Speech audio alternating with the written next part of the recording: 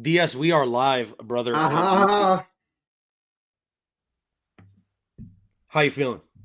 type shit. I feel pretty good, man. How are you? I'm doing all right, man. I'm gonna go ahead and post this shit on Instagram so people that follow us know that we are live. You feel me? Yes, God forbid. Lest they not know. Right. That's what I'm saying. But we Yep. got a lot of nonsense and random shit to talk about today, and I'm excited. Yeah. And Yeah. I don't know how to do this, bro. I did it before where I was able to upload a thumbnail while we were live on StreamYard. You know what I'm I'm trying to saying? upload a thumbnail into your bin. I feel that. I respect it. I Yeah, respect it. period. Period. But I Period. gotta figure this. I gotta figure this out because I got a banger ass thumbnail that we gotta throw on here. Oh, is my mic even on, bro? Hold on. Yeah, you sound good. Testing. I'm good. You're good, brother. You You got sound me good. loud and clear, babe. Yeah. I'm having a little cab, by the way. Cheers. There we go. Shout out Cab. How do I do this shit, Dia? Or whatever. We're gonna figure it out. But how you feeling, brother? How's your day been? I've been busy today. Man, I literally have not stopped all day. Yeah, just running around like a madman. But when you hit me up, I was like, yeah, we got to do this. Got to hop on a little bit. Yeah, it's been a Give the big day. fans what they want. We're almost at 2,000 subscribers. True. True. If you're tuning in, I don't think anybody's tuning in yet. But if and when you do, hit that subscribe button. Shout out. Yeah, so look, DS, I had a busy fucking day today. First and foremost, I hopped on with Bromo. Okay. Shout out Bromo. I did see that. I watched that whole segment. You did very well. I enjoyed your commentary. They were talking about racism in the MMA community, whether it's like who's more racist, essentially, white fans or black fans. And I was sitting there just watching that shit, and he mentioned Chris, he mentioned Dana Black, so I was like, you know what?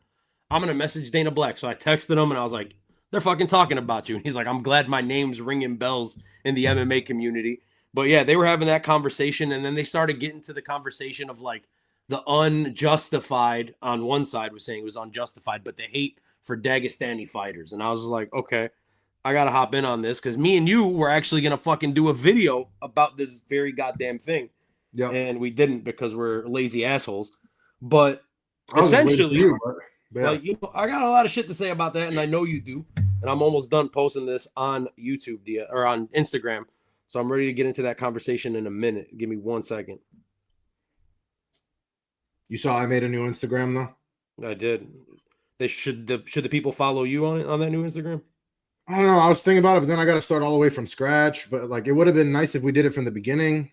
Right, like separate. Shout out our separate accounts, kind of thing. Yeah, but then you would have had so many more followers than I would, and then would have just been sad. Right, I feel that. I respect it. You know. Shout out Piva Beer Spot. Shout out Donor 97. If you find yourself in Lincoln Park, smart, go get you a little kebab. As I always say, brother, it ain't easy being cheesy. I'm out here fucking running 3 businesses and shit. So, but I always will make time. I always will make time until we're rich and famous, and then then we're good. Yeah. I'm also feeling a bit under the weather. So if you hear me sniffling a bit, my throat's honestly a little fucked up, but what are we gonna do? It's all good. All we can do, brother. All right, DS, why don't you fucking fill me in on what you thought about Saturday night's main event, Islam Makhachev versus JDM. Let's do a little post-fight analysis on that. Obviously, yeah. I mean, we both picked Islam Makhachev, right? We both picked Valentina Shevchenko. So those fights played out in a way that we both knew they could, right? Maybe we didn't expect either fight to be boring, but I think they played out fucking boring. Give me your thoughts. We haven't talked too much about that. Yeah, man. I mean, I think, first of all, I had higher hopes in terms of action, believe it or not, for the women's fight. I did. I really thought, I did think the size of Valentina is going to be a problem. And I know, Weili's, she's been really good in the grappling and the wrestling. She's looked so good, but she's not a big person, She's not a big lady. So, I mean, I expected that one to be a little bit more. Valentina's basically become a complete, pure counter fighter, right? She does not throw anything of her own up front. She's going to just wait for you to throw and she's going to counter, which is Man, it brings me back to something that you said to me not long ago, where it's like, okay, so you're on the rise, right?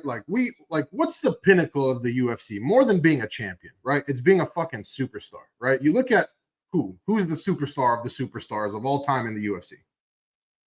Conor McGregor, of course. Yeah. What's the difference, right? It's that he was always fucking exciting on the way up, right? He was a yapper. So it's like you have exciting fights, you have exciting finishes, you're a yapper. All these things go into making you a superstar, right? Nowadays, and look, man, and I just want to say, like, half my family is Muslim, for the people that don't know. Like, I just want to throw that out there. So if you feel like I'm talking shit about Muslim people, like, that's on you, you know. I mean, it's definitely a certain type of fighter from a certain region that we see doing this more than anything, right? And it's like, at least you have like a lot of Brazilian fighters, right? You look like a Prates, right? Like, I don't know. It's like you're on the way up, right? You're very exciting. You're an exciting fighter. You're getting finishes and all this stuff. And then it's kind of like Adesanya, right? Where it's like when he, like, towards the end of his reign as champion, Adesanya became a lot safer of a fighter, right? So I guess that first we have to ask ourselves, and I want to know what you think. Is that just the mentality? Is that just the mentality of like, is that just like the natural progression of the mentality of just like, okay, I have to become a superstar. I have to be exciting. I have to get to this point. Sometimes, as we know, especially with Dana White, you could be a really good fighter, aka look at Muhammad Makayev, yet you're not an exciting fighter, right? So you're not going to get promoted. You might even get cut, unfortunately. Yeah. That's one extreme, right? But then it's like, okay, so what happens when you get to the top, right? Like you just not coast, but like you just lean on the safest possible way to win, right? Like the least common denominator, right? I don't know. I don't really have the answer to that. I want to get your thoughts on it too. As far as the Islam and JDM fight, man, look, it was boring as fuck. It was boring as fuck. Like, I don't give a fuck. And look, man, and some people might watch this and be like, oh, these guys are casuals, these guys are whatever, these guys are new fans and all this shit. I know that's not true. I mean, I've been a fan since the fucking days of Chuck Liddell and Rampage and all these guys, right? So shout out Big Boars. Big Boars MMA in the chat, DS. Says Guru getting flamed by MMA Joey right now in his live. I know. I just came from Joey's live. It's kind of shitty. It's kind of a shitty situation for Guru. But yeah. Yeah, I mean, I don't know. Like, to me, like, when MMA started to become what it was, right? Like, in the original heyday of MMA, what was it about? It was about the knockouts, right? It was Chuck Liddell, Tito Ortiz. It was for sure. That's what, like, that when you think back, that's what we remember, right? And there's something to be said about that too. But for me, originally, it was like, oh, which martial art is the best, right? Yeah. You got boxer versus like, then there was like fucking very loose weight classes, and like, you know what I mean? Like, it was like, which martial art is the best? Which martial art is the most effective? How do they stack up against each other? It's not about that anymore, right? Every single fighter at the top is gonna be, for the most part, right? If you get to the tippy top, you got pretty good grappling, you got pretty good wrestling, like you've at least trained it, right? Like, we know everybody, like, it's not foreign to anybody, so it's not about that anymore. So what is it really about, right? Is it like who can hold who down for 25 minutes? Like, I don't know. Maybe there's a conversation to be had about maybe standing them up sooner, or I don't know, or like what is I've seen people going like, oh yeah, Islam was actively going for submissions. Do you feel that way? I mean, yeah, he was going for him, but the thing was, okay, yeah, when he threw up a fucking, like, come on, bro, like, yeah, you're reaching for an arm, and like you're like, yeah, I'm gonna do a fucking shoulder kick. Like, no, hear me out, DS. I mean, look, it's fair. I think it's fair to criticize both people, right? And it's fair to understand what they were doing, and it's fair to criticize them as well at the same time. And I think a lot of the MMA community is having trouble doing that. And maybe it's not just MMA; it's like all communities throughout fucking society. We see it in politics. We see it in everything. Some people are gonna fucking agree. Some people are gonna disagree. Can you blame Islam Makhachev for doing what he did? No. I mean, he went out there and it was super goddamn impressive what he did. He went and fucking wrestled. Dude, that's the world champion, Jack Della Maddalena. And Islam held him down and made him look like a child for 25 straight minutes. That's impressive. Let me ask you this: Do you think the factor of it being him moving up a weight class, like how much did that affect the game plan? Did that affect how safe he fought? Do you think that had any impact on how he approached that fight? No, I think Islam was trying to achieve this goal, right? This was a goal that he had set for himself. This was a dream that he's been talking about for a long time and that he's been working towards since he was a child. He wanted to be a double champ, so why fucking risk it? And I'm gonna talk more about that, Diaz. Real quick, I just want to address these people in the chat. Faceless, is that Alias, Elias, whatever. MMA Guru is a racist dick. The fame showed his true persona. MMA Joey all day. Shout out Joey, man. You know, I mean, I think MMA Guru's been a racist dick the whole time. I don't think that's changed. Has that changed? I mean, he has openly called these, like, you know, the people from the Caucasus region like mountain dwellers and goat fuckers, and like, I mean, that's his shtick, and that's his audience loves that shit, right? He lives off the shock factor, right? Like, and then, like, let's be real, bro. The MMA fan is a certain type of guy, right? And I would say the most vocal, right? And maybe it's a vocal minority. I don't think it is. I just think you have like let's build your average MMA fan, right? What is it, like a 19-year-old white kid from fucking the Midwest? Like, you know what I mean? Like, it's just like none of these people have been slapped in the face. They all hide behind a screen. I just got a DS. Hold on 1 second, man. I don't know if I lost you there for a second. First of all, I got to go to Ray.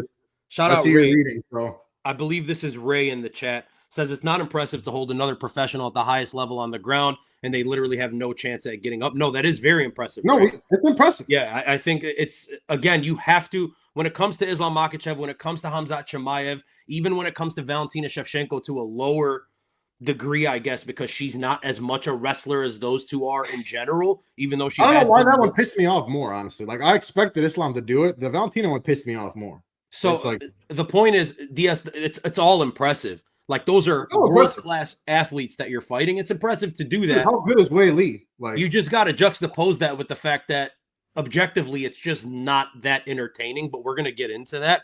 Big Boars says Islam literally hit JDM with calf kicks. Essentially, that's what the striking in that fight was. Yeah. Faceless Alias or Elias, I don't know what the fuck dude's name is. He got worse as his channel grew, guys. And that's just Guru, man. That's him and his fan base. It did, but also because people start feeding into it, right? And it's like, now he's like, oh, this is my niche. This is what I need to do. This is what people have come to expect of me. Well, and this is the shit that blows up. And also, you got to think about the fan base, right? I mean, it's like a perpetually online 16 to 25-year-old guy demographic. Most of them are going to be fucking incels, don't have friends. That's what I was getting at. That's what I was getting at, bro. And they're going to talk MMA. Like, MMA is very niche anyways. Nobody talks MMA. So you come online and talk about it. Shout out Drew. You fuck one goat and all of a sudden you're a goat fucker. Right. Stop with the labels. Big Boars MMA. Islam, in my opinion, did better than what Khamzat did that's for sure. Yeah, we were at the Khamzat DDP fight. And what a fucking card that was. And unfortunately, the main event didn't play out very fun. I mean, it's just crazy to juxtapose like fucking spinning elbow knockout, a fucking another spinning elbow knockout, and then 25 minutes of laying on top of you. And I don't know if Marlon Johnson thinks that we're MMA, Joey. We're not. We're just talking about what the fuck happened.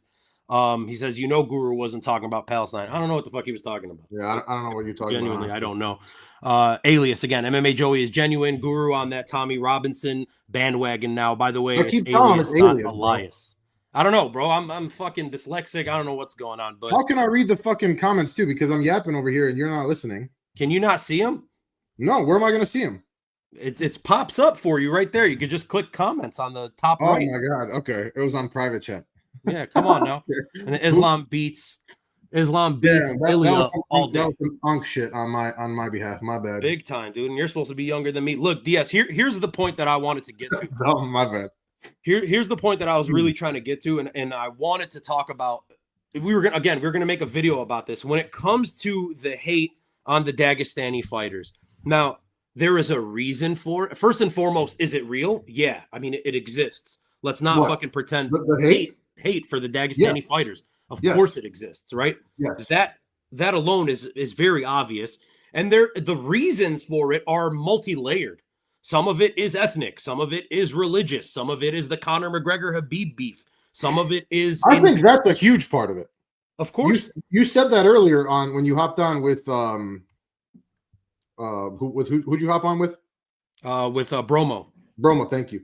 Yeah, I thought that was a fantastic point. I think that is like that drew a line. Like that created the original divide, right? And then that's when Guru hopped on and like was like, oh, like Connor fucking hilarious. These guys fucking, you know, all the shit he was saying. But yeah. I don't know what Max is talking about in the chat, brother. I'm sorry, I don't understand you. I don't know if you're coming at us, if you're with us, against us. I don't understand. Elaborate. Look, when it comes down to it, DS, like all that hate is real. It's there. It exists for Muslim fighters. It exists for Dagestani fighters, kind of even more so than just Muslim fighters. But it's multifaceted, right? It's multi-layered as to why that happens. Again, though, what I want people to understand and take from this, and again, who the fuck am I? This is just I'm just a dude online talking about MMA, but this is my opinion. We need to understand that, number one, the hate comes from somewhere. It's also being reciprocated on both sides. And we have to, as a community, be able to understand when we are being biased. And there's nothing wrong with being biased. I get it, dog. Like, if you're from a certain country, you're going to like fighters from that country, especially if it's a smaller one. If you are of a certain ethnicity or a certain religion, I get it. By all means, root for that guy. I'm all for it. Again, I'm a huge Merab Dvalishvili fan. I'm not Georgian, but I am a Merab fan. And I understand that there are times when he's fucking boring, dude. He gets a lot of criticism for being boring. Yes, the first Peter Yan fight, boring as fuck.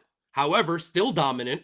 I was happy because my guy won, but I understand that it was boring. We're having a lot of trouble with the I don't know if it's the Arab community, the Dagestani community, the Muslim community, but they won't take criticism on their fighters. And I don't think that's fair. Is Khamzat Chimaev amazing? Of course he is. Islam is the number one fighter on the roster. He's number one pound for pound for a reason. Deservedly so. He's the best. Khamzat might be 2 or 3. You understand what I'm saying? Yeah. But again, in a fucking nutshell, those last 2 performances from Khamzat and Islam were not entertaining. They were dominant, but not entertaining. And there's a big difference with that. Man, can I make 3 points real quick? Go for it. So one thing to kind of piggyback off what you're saying. And again, I just want to preface, half of my family's Muslim. Okay. So don't fucking come at my neck and just say I'm just hating. One thing that you cannot deny is that and as far as Islam goes, Islam, like not the guy, like the religion, right, will most blindly follow and support and back up and go hard for and all this shit a guy just for being Muslim. Do you agree with that? 100%. Like, oh, mashallah, brother, inshallah. I get all, and that's great, but like, are we analyzing? Like, are we actually analyzing? Are we really talking about what's going on, or are we just like expressing our support? You know what I mean? Like, those are 2 very different things. The other thing too, like this sport specifically, it's a one-man sport, right? Like you're in there by yourself, and I feel like most of these people who are talking all this shit and who are saying all this shit have never trained, right? Have never fucking trained, have no idea what it means, what it goes into, have never been slapped in the face. So, and then also like when it's one guy, you like people get more attached, right? It's not like a whole team. Like it's one guy and you're like, I fucking love this guy. This is my guy. You picked them for whatever fucking reason it was. So you get even more emotional about it. And then the third thing is like literally everyone thinks they can fight, right? Even somebody who's never trained, who's never stepped into a ring, into an octagon, on a mat. Everybody thinks they could do it because they're like, man, like I could throw a punch. You know what I mean? Like the basics are very accessible to everybody. So that's why I think everybody has a fucking opinion. Yeah. And then on top of it, DS, I think another thing that plays into that is the fan base, right? And a lot of criticism has been made of the fan base, which, by the way, us being guys that are online in the MMA space, by the way, like and subscribe, follow us on Instagram at the107MMA. Like DS, we're tiny fish in this big ass ocean that is MMA social media, MMA, YouTube, whatever it is. And we get the fucking hate. You know what I'm saying? Like we get the fucking hate on it. So you'll just repost something and they'll be like, you'll make a comment on somebody's post. Like, right. You know, like you fucking dumb bitch. Right. And it's like, all right, bro, I'm sorry. I'm fat. I'm a fucking piece of shit. I'm sorry. I fucking have a different opinion. Fuck's sake, dude. It's and insane. Shout out Zach in the chat. As a fellow member of the LGBTQ, I feel we need more gay lesbians in the UFC. That's just me, though. Shout out the women fighters. There's a ton of them there for you, Zachary. And Alias makes another good point. First of all, thanks for the love, brother. Take it easy. Yeah, I mean, MMA Guru is just like the shock DJs back in the like. That's just what he is, right? He just goes and look. I'm not saying he doesn't have some good takes and he's not educated on the sport. You can't say that he's not. But the shock value is like his whole shtick. Yeah, of course. DS, he's appealing to a fucking fan base that loves that shit, and that's what I was getting to. Sorry I lost my train of thought there reading the comments because I got Drew out here talking lock shit in, about bro. Rob. Please lock in. Look, what's going on is he's appealing to a fan base that, again, we can be, like objective and subjective, whatever, about who it is. It's 16 to 24-year-old kids, right? Generally men, overwhelmingly men, 98% men, that are MMA fans. They don't fight, they don't train, they hop online. Most of them hop on burner accounts and talk shit in a space that's supposed to be a tough guy space, right? MMA, It's the toughest thing you can do. These men are literally going out there and fighting week in and week out. Modern day gladiators. Exactly. And you get to sit there from your couch and talk shit and criticize them, and great. Do that. It's your right as a fan to be able to do that. But these kids are the easiest kids to manipulate. And they see a guy like the MMA Guru who is very goddamn entertaining. We've been watching him for years. And while I agree with some shit and disagree with some of the shit he says, he is entertaining. But they follow him and they get instantly hooked, and that becomes their character, right? They like to copy and emulate what they see on TV, or in this case, YouTube. So he does have his hands on the MMA community like big time. He controls the narrative a lot of times. I would say more than anybody at this point. Way more than Ariel Helwani. Like, the MMA Guru is probably the most influential person in MMA right now. And again, it bothers me in some ways, but in some ways I get it and it doesn't bother me. But it's got to be thrown out there. He leads what the narrative is. And at this point, he has a beef with the Muslim fan base, with the Dagestani fan base. So they're going to get it from him. You know what I mean? Well, that's also engagement. Of course. So he wants. If you want him to die, ignore him. Like, you know what I mean? Like, all of that shit is engagement. And then Joey, for what it's worth, and shout out MMA Joey. I think he's still live, but Joey's been on our channel before. He's been on one of our live streams like this before. So we've talked to Joey a good amount. And Joey, if you're watching and you we have not ever talked to MMA Guru. We've definitely talked to Joey plenty. Yeah. Exactly. And the thing with MMA Joey is, and he hates that I say this, I brought up the term contrarian, and I know he hates when you say that, and he fucking hates the term contrarian. I coined that, by the way, and it's used everywhere now. So I'm gonna shout myself out for that. Make the word contrarian. No, but I coined it like for Joey. But anyways, he hates that term. But it's like, it's my belief that what he does is in direct like opposition to what the MMA Guru does. I think a lot of Joey's content, his fan base, is suited towards, you don't fuck with this guy, I've got the opposite for you. You're saying the average MMA fan has an angel and a devil on their shoulder, and it's MMA Guru and Joey. Essentially, whichever one you think is, the angel, and whichever one you think is the devil is up to you. But yeah, essentially, right? It's like Fox and fucking CNN or MSNBC. Like, if you don't like this channel, watch the other one. They're going to cater to you more. And we have that in this space, which is absolutely crazy that MMA has this. You know what I mean? This little small ass bubble niche of the internet that we're on. I just think it's wild. Guru said some outlandish shit, but that's his character. And of course, Joey clapped back. We knew he would. I mean, it's kind of good content, if nothing else. Yeah, and I didn't think that it would blow up the way that it did, but here they are. They're both on fucking live and talking about it, and it's absolutely wild. But yeah. Let's talk about the hate, Diaz. Again, that hate, I think we have to be able to say, I like this guy, I support him, I'm a fan of him, but that shit was boring.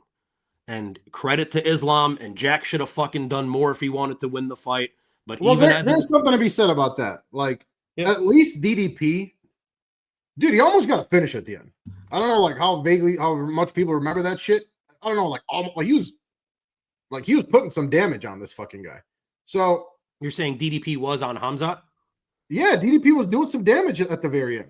Right at the end when they stood up, he started throwing big, and he caught Hamzat with a punch. All right, yeah. So Yeah. give me that, bro. Give me fucking that, dude. Like, But okay, why this would you guy's- risk that, DS?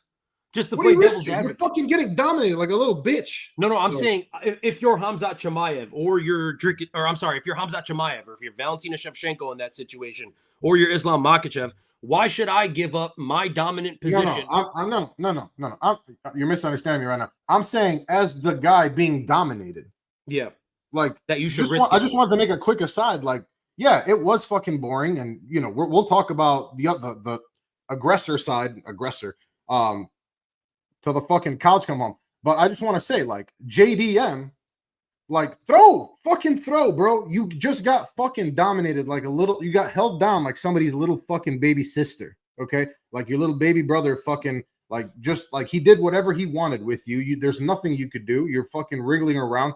Like, throw, bro. Yeah, throw. Like, what do you have to lose at that point? Like as the round starts, just fucking throw. Like, for example, there was a moment there where JDM. A lot of what happened in the Islam and JDM fight when it took place on the ground, which was the majority of the fight, was Islam was threatening a Darce or Islam was threatening an armbar at one point. He was threatening the submission, letting JDM know you have this way to go, but if you go this way, this is what's happening to you. Yeah. Right? Yeah, but I'm just saying, as the round is starting, you start on your feet. Yeah. Fucking throw something, bro. Throw something violent. 100% I agree with you. And then even at that point, if you're in the fifth round, he's threatening Darce on you. You know, if I go into it, I'm 99% screwed. You already lost the fight. If that's your only way up, take it and hope you can fight through it, get up and start swinging, right? So more blame needs to be put on those guys, on the Jack Della Maddalena, on the Zhang Wei Li, on the Dricus Duplessis. Like, they need blame, but like, they lost. You know what I'm saying? They're taking their L at that point. They lost their belts for two of them. It's damaging to them. That's what I'm saying. On the other side, it's hard to like put yourself in that situation. Would you risk it? Like, why the fuck would I risk it? I'm up 4-0 or I'm up 3-1 or whatever the case is in any of the fights. I'm not going to risk it. But again, as a fan, you should be able to objectively say this shit is fucking boring and not get called a bigot or a fucking racist for thinking that. Both things are true. Both you know what I mean? And two things can be true at once, and it's hard to fucking get that in this community, dog, because everyone... I was just going to, like, it seems like those are the two sides when both are right. Like, both are right. Yes, it was impressive, and it's fucking boring. Now, and I think we're very clear on that, and I think we agree on that, obviously. What's the solution? The solution is you got to do quicker stand-ups, man. I think for sure that's the easiest solution. There's clear things, right? Like when the Tom Aspinall eye poke situation happened a couple weeks back, a lot of fucking people, obviously, again, and we go back to Guru, we could thank him for this. The entire MMA community, or a big portion of it, is on the Tom Aspinall side over the John Jones side. A lot of that is his doing. But a lot of people were talking about, well, Cyril Gane's a dirty fucking fighter. Eye pokes, we need to take points immediately. Immediately. First eye poke is a point deduction. The guy gets his 5 minutes and the other guy gets a point taken away from him. A lot of people were all for that, dog. So it's like you're okay with doing it in this instance. But then in this instance, they may not be. But what I think should happen is if you're in a position on the ground where you're the dominant person, you're on top, you're in full guard, you're in half guard, maybe even side control, like, again, and this will be like a referee's, like the referee, what he's seeing in that position. Well, then there is that variance, though. Right, but I'm saying in referees, those three positions, DS, if you're not working towards a submission, if you're not working towards actual ground and pound, if you're not working towards an actual finish or advancing position, a quick warning, and then like a 20, 30-second stand-up, like no more of this just fucking laying on people. And again, it's ironic because I'm wearing the Merab Dvalishvili shirt. And how does he win his fights? The majority of them are with cage control, knees to the thigh. That shit's got to stop, bro. That's got to stop. That can't be a position that I can hold for 3-4 minutes. What bothers me is 2 fights, 3 fights before that, we saw Leon Edwards utilize a wrestling first approach in the first round, got dominant position, won the round against Carlos Prates. Then in the second round, the moment he had him up against the cage, they immediately broke it within like 15 seconds. So it's like you're doing that for Leon when he's not advancing, but you don't dare do that to Islam Makhachev or Hamzat Chimaev or Valentina Shevchenko in a main event title fight. And then like to the point you were saying earlier, Michael Morales and Carlos Prates are being told, if you want next for the title, you go out there and be impressive. Yeah. Whichever one of you guys has a more dominant finish, a better finish, a bigger highlight reel moment, you're going to get the title shot. And it's weird that in order to get to the title, you have to have those moments. But when you're at the title, you don't necessarily have to have those moments anymore. And it's and you know what accepted. else? You know what else, Dino? Hmm. Both those guys will it'll be even worse than what we just saw. Yeah, it'll be worse than JDM. They have nothing. They have nothing for Islam on the ground. Especially Prates. Prates, Prates will be a domination. Islam finishes him with a sub in the first round. Yeah. And then when it comes to Michael Morales, I think he gets wrestle fucked for 5 rounds, but he has the potential of landing a shot. Yeah, he's big as fuck. So it's that leverage is different when you're that fucking big. So I think that could pose some problems, especially Islam just got to this weight class, and I'm saying still just not interested in it, DS. No, neither am I, and I'm not saying. I'm just saying, in theory, theoretically, right? Let's play the game. Islam just got to the weight class. I don't think he's particularly small for the weight class. He was an absolute weight bully at 155, but this guy's at the tippy top in terms of size at the weight class, right? So I think, like you said, he'll last 5 rounds, but he should, but he'll fucking lose, right? So I don't know. Shout out Big Boars in the chat. He's saying stand the fighters up. They let Usman control Buckley for a long period of time with no damage. And he's saying Pat Sabatini did it too. I don't think Pat Sabatini did it as much this time, but yeah, he's one of those guys. He's a ground control guy in general. He doesn't get as much hate because he's not Dagestani, though. Right. He's not Dagestani. He's also on the prelims, right? Yeah. But that leads me to another point, DS, and we were having this conversation. 3 rounds. Instead of 5. You don't have to watch it for fucking 40 minutes. And the fight doesn't mean as much. There's less eyes on it and all of that. But this leads me to another point that me and you were talking about the other day, which is it's weird, right? Because you take a guy like what's the heavyweight that they cut? Martin Boudet, right? Yeah. They cut Martin Boudet, 7-1 in the UFC. Why did they cut him? Because he was boring. So crazy. Muhammad Makayev, I don't know that it was so much about being boring. But he had some other, he had some issues, but a lot of it was put on the fact that he is boring, right? And then every Tuesday night over the summer, we watched the Contender Series. And if you did what fucking Islam or Hamzat or Valentina did, you're not getting a contract. You're not only not getting a contract, Dana's going to air you out. That's it. That's not what we do on Tuesday nights. Okay, you don't do that on Tuesday nights, but we fucking do it on pay-per-view Saturday. At the pinnacle of the sport, we do that. A fucking pay-per-view Saturday, double champ fights, that's hypocrisy. You know what I'm saying? Also, Dino, I feel like the refs are more sensitive to it. The refs are less likely to stand them up. And you're talking about the superstars? Yeah, in a championship fight, they're going to be less likely to stand them up. Of course, because all the shitstorm that comes with that. Mark Goddard pulls the trigger too quick, or Herb Dean pulls the trigger too quick, and they get crucified online for it. You know what I mean? So imagine you just fucked up Islam Makhachev's ground control. He gets up and gets chinned.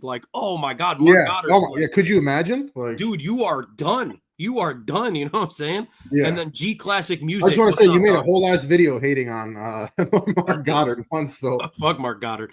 G Classic Music in the chat. What up? Says LOL. Not when Dana's getting that Arab money, and that fucking plays a huge part into it too. You're not. You know what? I'm so fucking glad you mentioned that, because that's one thing that we didn't really touch on. That's a huge factor, bro. That's a massive factor in this whole Dagestani Muslim hate thing that's been going on in MMA, right? G Classic, absolutely well said. 1,000,000%. You know, 1,000,000%. That's a factor, bro. 1,000. And don't get me started if it's a card in that region. I hate themed cards, and that's what we're getting this week. Irony. Don't you dare try to go to decision over there. You know what I mean? If you're an American or a Brazilian, the fucking irony that we're getting after all this shit that just happened, and this MMA Joey and MMA Guru beef being about race and religion, and then our next card is in fucking Qatar. This Saturday morning, get your ass up at 9 a.m. Central, drink coffee, and watch Shamil Gaziev, who's now, by the way, on short notice fighting Waldo Cortez Acosta, which is fucking crazy that he gets a top 5 ranked guy on 3 days notice across the world. But I digress. People say there is no those guys. I just want to say that I really fucking hate both those guys. People say there is no bias, that there is no favorable matchmaking. It's there. It's not necessarily, it's not for everyone. And I'm not saying every Muslim fighter has that bias towards them, but the UFC is going to match make favorably. They're going to set things up favorably when it suits them. And it suits And especially them like if like especially when it's like, oh, like there's a couple fights that could make sense. You know what I mean? Like right. Exactly. Yeah. Waldo is more active than Tom Aspinall. Of course he is. Of course he is. And DS right here. If you guys don't know, if you're new to the channel, me and DS, that's the biggest thing we disagree on. I'm a John Jones glazer. I like to consider you a Tom Aspinall glazer, even though I'm not a Tom Aspinall glazer, bro. I'm just realistic. Don't get me. You know, it is what it is. Tom Aspinall needs to figure it out. Clean bill of health. Shout out MMA. He's blind still, brother. He's still blind. Ow. Come on now. Final. Come on now. Let's stop with that. He broke his back. Final. He could fucking see. But yeah, look, I just wanted to hop on and talk about that. If there's anything else you want to fucking talk about, DS, let's talk about it. We got a lot of people in the chat. So if you guys are enjoying, like and subscribe. It would mean the world to us. We're trying to get to 2K by the end of the year. 2K, man. I'm trying to get out the hood, brother. You're in the hood right now? I mean, yeah. That nice ass background. What is that? Is that a Van Gogh in the background? What do you got? Arman versus Hooker, Big Boar's asking about. Yeah, I mean, logically, you have to go with Arman. You know what I mean? Like, and we're gonna do a breakdown tomorrow of the entire card. I know it's a little late, but we've had like a fucked up busy week. I mean, Arman Sarukian, right? I think the grappling is gonna be too much for Dan Hooker. But Dan Hooker, man, that guy brawls. You know what I'm saying? And he could turn this into an ugly fight. I think, as weird as it sounds, I do think Arman wins, but Hooker's more of a dog than Arman Sarukian. Yeah, I will also say, though, Arman is not – I don't see Arman just, like, wrestle fucking Dan Hooker. I do. Really? Yeah, because why not? That's what's hot right now. Remember we had the calf kicks after Connor got hurt? I don't know. Maybe I'm just being hopeful, bro. Arman's got some skills on the feet. Let me see it. Let's see what Imagine Me in the chat. Yo, guys, my fiance just broke up with me. Life is precious and short and full of ups and downs. Damn, and I pray y'all have great, blessed days. You too, brother. Damn, I pray for you, and I'm sorry to fucking hear that. If you need someone to talk to, V107 MMA on Instagram, brother. Shoot us a DM. Yeah, at V107 MMA on Instagram. Happy to chat. Happy to chat. Dan sucks, according to Simon Feck. I know it seems like your life is over right now. It's not, brother. It's not. There's plenty of fish in the sea, and hit the gym. Hit the gym. Maybe hop on a cycle, hop on a couple SARMs or something, just get your body right, get your mind right, brother. Get back out there. You got this. What a beautiful message from V107 MMA's DS. Daniel Joseph, after 322, I came to appreciate Ilya. Elaborate on that for me, please. Are you saying he's way more exciting than Islam? Because, I mean, that can't be argued. Well, if nothing else, he's a fighter from the Caucasus, and he is exciting as fuck, and he's got hands. Yep. The Ghost says, what about Ilya Islam? Look, I think at 155, it's a super goddamn intriguing fight and a clash of styles, and Ilya may have the grappling to deal with Islam's grappling. Maybe. That's a tough call at 155. At 170, Ilya gets fucking mauled. Yeah. You agree? I mean, for sure at 170. 155, I don't know how it would go. I think it's pretty That's what close. I'm saying. It's a way more interesting fight. Yeah. I think that's I would not want to see it at 170. Ilya's small, bro. Ilya's like 5'7". Like that's what I'm saying. Yeah, I don't want to see Ilya at 170. Big Boar says Ilya needs to clear 55 before going to 170. I don't know that he needs to clear it.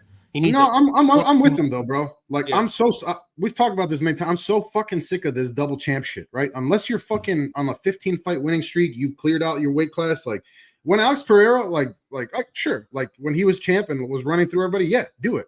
When Adesanya was champ and was running through everybody, yeah, makes sense, right? Like it's funny that Pantoja and Merab are the two that deserve it the most at this point. I mean, obviously Islam deserved it the most. I would love to see that fight. Right, and they don't want to do it. Pantoja doesn't want to do it, and Merab doesn't want to move up to 45. I would. Well, he's not going to move up to 145 and now chase Aljo basically, but I would love to see Merab versus Pantoja. I would love to see. Oh my god, that's a dream match. That's like the one fun fight that I could see Merab having. And then shout out G Classic again. He's in the chat. When Kamaru Usman was coming up, even Dana called him boring, and he had to fine tune his stand up game with Trevor Whitman and start knocking people out. But Habib was praised for basically the same fucking thing. Yes, that's absolutely true. Kamaru Usman fell into that trope that a lot of grapplers do, which is falling in love with your hands. And it was fucking entertaining, DS. I mean, Kamaru Usman gave us the knockout. My God. And let's be real, though, bro. That was at the very end of his, prime. But that shit was crazy. Oh, he had a few he had a few fucking sick ones, dude. Yeah.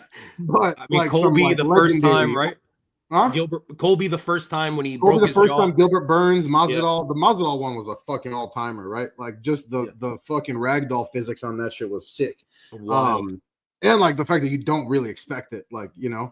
But let's be real though, his bread and butter was still the grappling. Yeah, but DS, a lot of that fucking, like, think about it. The UFC is going to reprimand Kamaru Usman. They're going to go at him for doing that. Why? Because he's an American, bro. Like, I know he's Nigerian, and I'm sure he has fans in Africa. I'm not like fucking as in tune with the African MMA scene as I should be. But Yeah. I mean, he's an American fighter, right? And it's like in America, sadly, we don't have this thing that the rest of the world has over here. And we both get it because we're from foreign backgrounds. You know what I mean? Yeah. Like, there is this affinity, there's this like fandom that you have for people of your culture, your race, your whatever, that is completely accepted worldwide. Completely accepted worldwide. But in America, we don't have that. So just rooting for the American guy because he's fighting a fucking Brazilian means nothing to an American. Well, it's further perpetuated and by the fact that we are literally divided as a country, right? Like, right. I mean, you see Aljamain Sterling getting booed when he's fighting Peter Yan. That would not happen in St. Petersburg, Russia, dog. Oh my, anywhere in Bosnia, in fucking Iraq, like in wherever. Like, I also just want to say though, one thing, like going off what G Classic said, shout out to Kamaru Usman. They're like, yeah, you're kind of fucking boring, and he went got some hands and got some fucking knockout finishes, bro. Yeah. Like, I know it's talking about the head kick of Volk, smaller guy, you know what I mean? Like, and Volk's an all timer. Like, I'm not saying anything like that. But still, man, props to Kamaru. He fucking came out and was throwing hands for a few fights there. Nasty. Yeah. And then Simon Feck in the chat says, how did Joey get Guru canceled? It's not necessarily that he got him canceled. That might be a little clickbaity. But essentially, and I'll give you my side of the story. Very clickbaity. Thanks for coming. For sure. A couple quick, like, here's what happened. So MMA Guru apparently after the stream was coping about what happened with JDM and Islam. And in typical MMA Guru fashion, started saying some shit that was kind of rage baity, right? Talking shit about Dagestanis, Muslims. Yeah. I mean, he was making his jokes that he fucking makes, right? It's my understanding that MMA Joey then went and made a video, which I saw, where he spent like a little portion of the video, 3 to 4 minutes, talking about how MMA Guru is basically just a fucking racist asshole. And he's a piece of shit for saying what he's saying. Fast forward to today, MMA Guru announces that him and Mighty Mouse, Demetrius Johnson, have stopped doing their show together. Apparently, Mighty Mouse was getting like threats from a lot of Muslim people. Why are you having this racist fuck on your show and shit like that? That's my understanding of what happened. I may be wrong, but in like the little 30, 40 minutes before we hopped on, that's what I saw. So that was that deal. And then this shout out. What's Joyna Begum saying? He's saying double champ versus double champ at the White House. So who's that? Ilya and Islam. I don't want to see that fight. How would they both be double champ? Well, he's saying they are. Like, they're both 2 division champions right now. Oh. Yeah. So I don't necessarily want to see it at 170. I think at 155 it'd be great. Okay, I get what you're saying. My bad. Yeah. My bad. Not like currently, but like they both were. Right, exactly. Ilya Taporia. I just want to know, KK777, KK, where are you from? And hello, by the way. Shout out and thanks for coming by. And then curious where you're from. And let's catch up. G Classic. I wonder how Tom Aspinall's eyes doing. He's like blind, bro. He's blind. He can't see. That's bullshit, DS. I'm legally blind. Stop, man. Legally blind. You know he could fucking see. Let's stop. Even if he couldn't see in that moment, which I find bullshit, which I call bullshit, but even if he could see, bro, he was fucking knuckle deep. Both. Okay, how long's it been, fam? He's scared. That's what it is. He's scared. He's lying. He's just trying to fucking buy time. He got a little bit of hands put on him more than he thought, and he's like, yo, whoa. I don't think I'm ready for this yet. Quick game.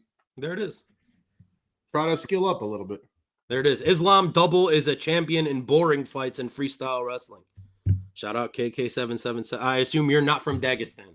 Is my take. I don't think so. Dagestani would not say that. But yeah, man. I mean, it's I just love Beast King. Like, you having fun with that? Yeah, I don't know why it's killing me. But yeah, fucking look. We're at such a weird point in this small ass community, DS, where we're fighting about, like, we're having religious warfare and we're having ethnic fucking warfare. And it's like, this is MMA, bro. This isn't politics. Like, you know what I'm saying? And he says, I know, bro, Tapuria king. Ilya Tapuria is unfucking believable. Shout out Ilya he's Tapuria. so good, and he's handsome too. And I mean, and I always liked Ilya Tapuria on the come up. Absolutely hated him when he knocked out Volk, and absolutely hated him when he knocked out Max. And being such a Charles Oliveira fan, I thought I would hate him more when he did that. But it was at that moment, DS, where it always happens you just with accept that he's just that damn good. Yeah, it's just like, my God, like, what is this guy? This guy is something special, dude. He says, we like UFC, not freestyle wrestling. I can't get a read on this guy, bro. KK777KK. Like, hey, DS, do me a favor. Talk to me, because you had a great point about this. There's a big portion of the community that hits you with, if you don't fucking like it, go watch boxing. Go watch kickboxing. Go watch striking. You had a great point to make about that. So I'll give you the floor on that. wait, what did I say? Man, you were basically saying, like, well, we don't want to watch that fucking shit.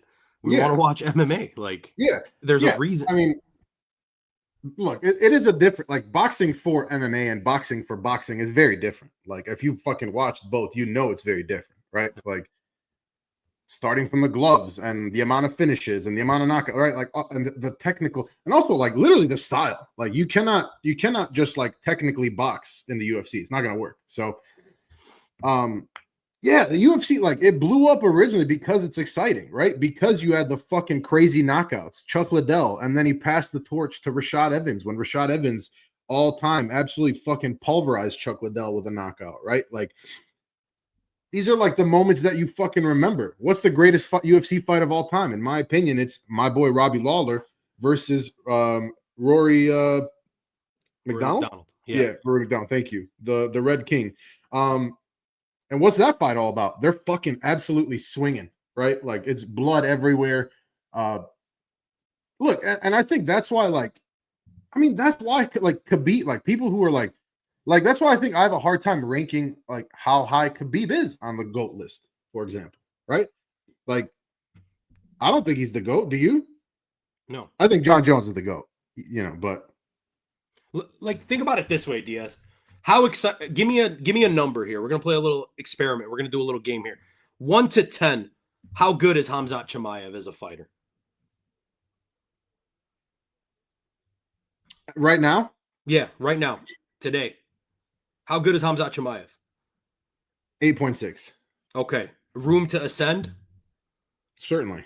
Okay, so he could end up being a 9 or even close to a 10 fighter. I don't give out 10s, but yeah. Okay, so Khamzat Chimaev, that's how good he is. How dominant is Khamzat Chimaev right now? He's very dominant. How entertaining is Khamzat Chimaev 1 to 10? I mean, initially, on the come up, 10. 10. He's a 10, like, on the cup.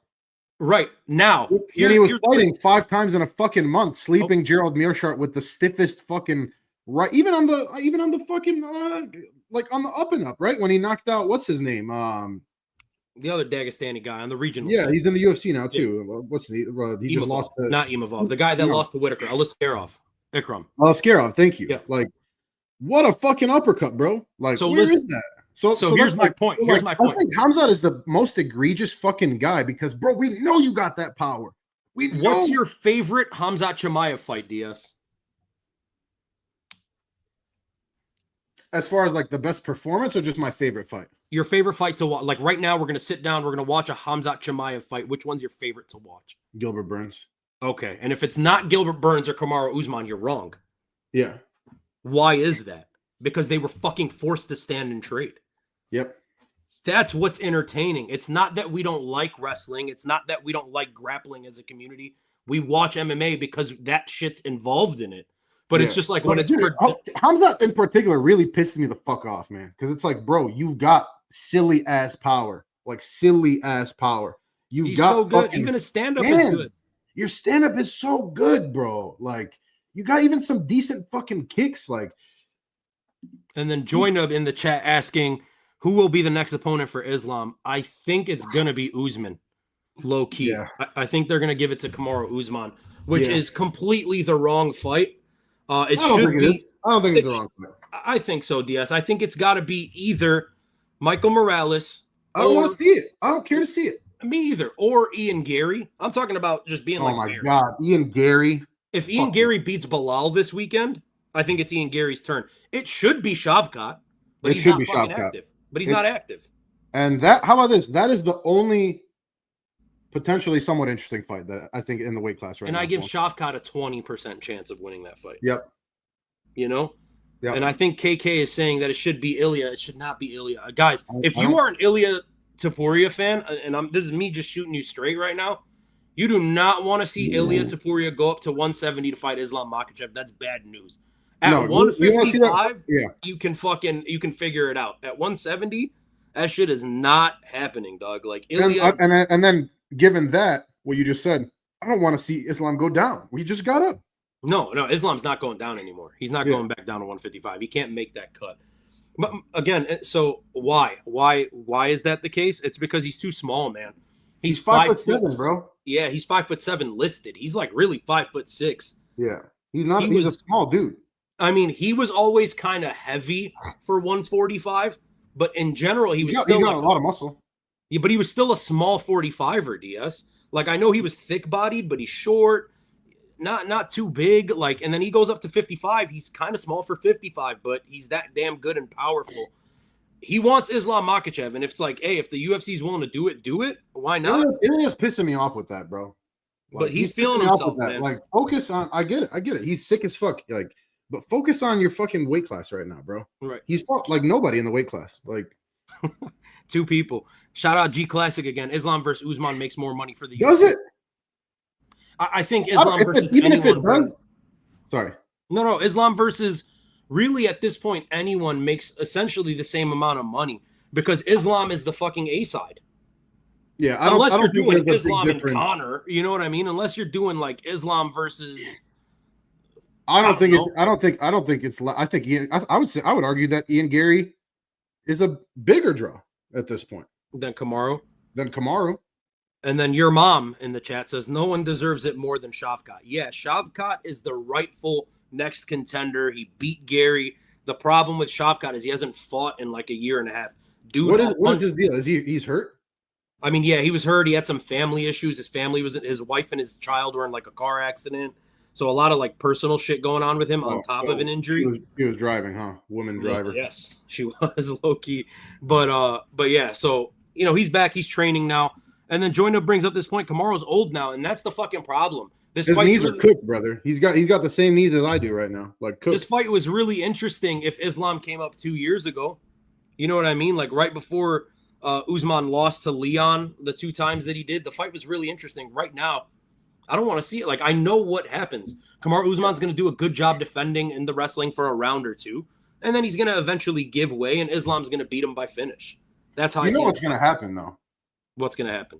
Islam's going to fight like 2 more times, and then he's just going to go, brother. He's just going to like retire, and then that's it. And then now we're going to be sitting here twiddling our fucking thumbs, being like, how good really was he? Very dominant, but he's on that Khabib shit where it's like, no, but he did more. He did more. I mean, accomplishing double champs. He did do more just by fighting Volk twice alone. Right. Know? So Volk is huge for Islam's legacy and his resume. Fighting Dustin Poirier is still a name for the resume.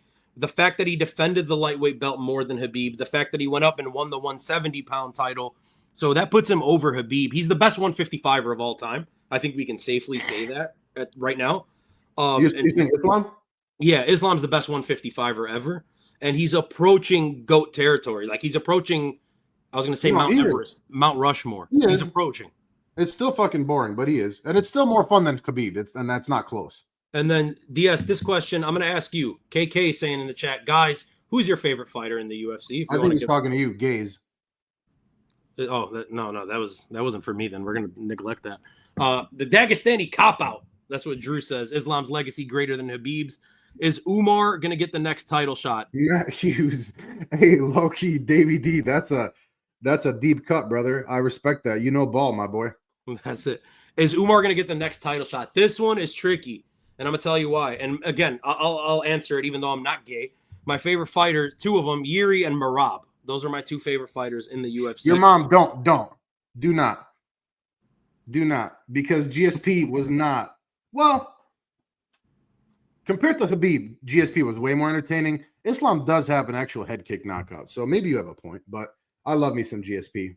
Hey, so look, Umar, is he going to At get least the he next got title that shot? swagger, you know. Hey, this one's weird, DS, and I'm gonna tell you why. Umar Nurmagomedov he went into this last fight against Mario Batista saying, "If I win, I want my title shot." You know what I'm saying? Sorry, David D's tweaking me out right now. Evan Tanner, shout Evan out.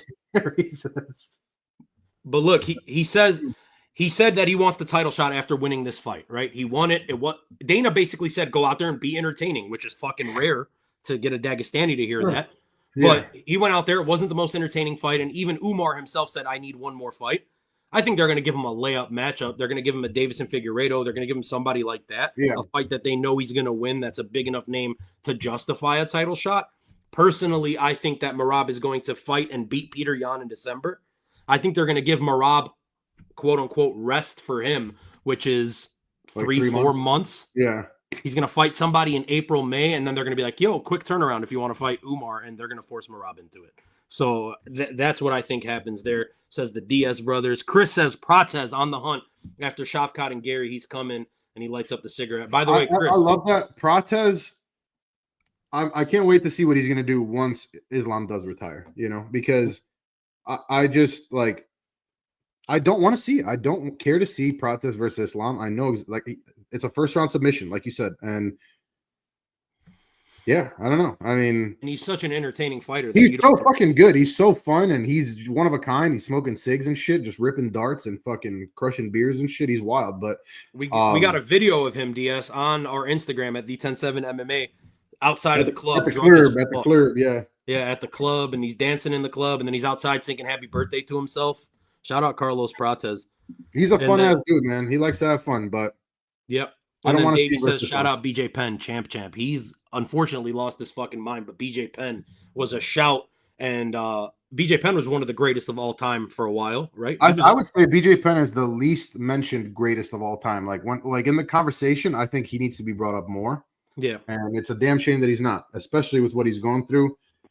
All that mental health stuff is no bullshit, man. Like, we don't see it. It's not as pronounced, right? Like, I think part of the reason is like, and I'm sorry to go off on a tangent. I think it needs to be said. Yeah. In NFL, it's such a bigger sport, so much more popular. And then when it happens, and like, wrestling and shit like that, like it's so much more pronounced, CTE. But like, dude, I mean, fuck, man. Like, these guys are putting their fucking lives on the line, and BJ Penn, one of the greatest of all time. Very, very sad to see what's happening with him. But yeah, he should be absolutely be at least mentioned with the greatest of the great. I mean, when we were coming up, and not to make us seem old, I mean, BJ Penn was like, arguably, he was the GOAT. Like when you ask people around that time, like when we were high school or whatever, it was BJ Penn's probably the greatest of all time. So he was unbelievable, man. Yeah. I mean, him, GSP, all those guys. Yeah. Those were the fucking GOATs at that time. Man, I love Carlos Prates, DS. He's so interesting. I know you love the guy. It's just the Islam Makhachev fight for him specifically is a fucking brutal matchup. I mean, of all the guys at 170, that clusterfuck. He's part of a cool team that's really hot right now. He's got a wildly exciting fucking style. He smokes cigs and shit. He's young. Yeah, I mean, he gets fucking absolute vicious knockouts. Like, and again, Carlos Prates, the juxtaposition of like watching him get a spinning fucking elbow knockout and then another spinning elbow knockout, back-to-back spinning elbow knockouts for the first time in UFC history, and then we watch Hamza just fucking lay on DDP. And it's weird because we got that on this card too, and he's like the fucking Venn diagram of it. Because not only was he on the UFC, not only was he on the UFC Chicago card with the spinning back fist. That's crazy because he's so exciting that he makes the main event so much more pronounced, makes it look so much worse. That's what I'm saying. He knocked out Leon this time. By the way, we came from a Leon knockout, a Michael Morales. I'm sorry, the Prates knockout, the Michael Morales knockout, the Benoit Saint Denis knockout, and right before that, the Bo Nickel head kick knockout. Yep. To 50 minutes of Valentina laying on Whitley and Islam laying on top of JDM. I just want to say I fucking love BSD, and I told you he's gonna dominate. He's gonna dispose of your boy real quick, and no disrespect to him, I just wish that fight happened a year ago. Yeah, that's it. Because Beneil at this point seems chinny. He was going for it. Unfortunately, he's always been chinny. Yeah, but now more so. Now, like the Charles Oliveira fight made me think, like, what happened to this guy's? Like, it's gone. What do you think about the Dennis fight against the Village of Dagestan? Denis. Dennis. He's talking about Dennis. Dylan Oh, Dennis. Dennis. Yeah, DS. We got to talk about that. And I'm glad KK Yeah. mentioned that. This is a big fucking problem here, right? And this is where some of that hate is justified. I just want to say, I'm sorry. I got Ian beating below for what it's worth. Oh, yeah, me too. Yeah, I'm Oh, going. you do? Here. Yeah. Okay. We'll talk about it. I think he cleans. We'll talk about it. We got to talk about this Dylan Dennis situation, right? Dylan Dennis comes into the UFC fights at Madison Square Garden this last weekend, and apparently he has himself a ticket, and he goes down and he's walking through the fighter section.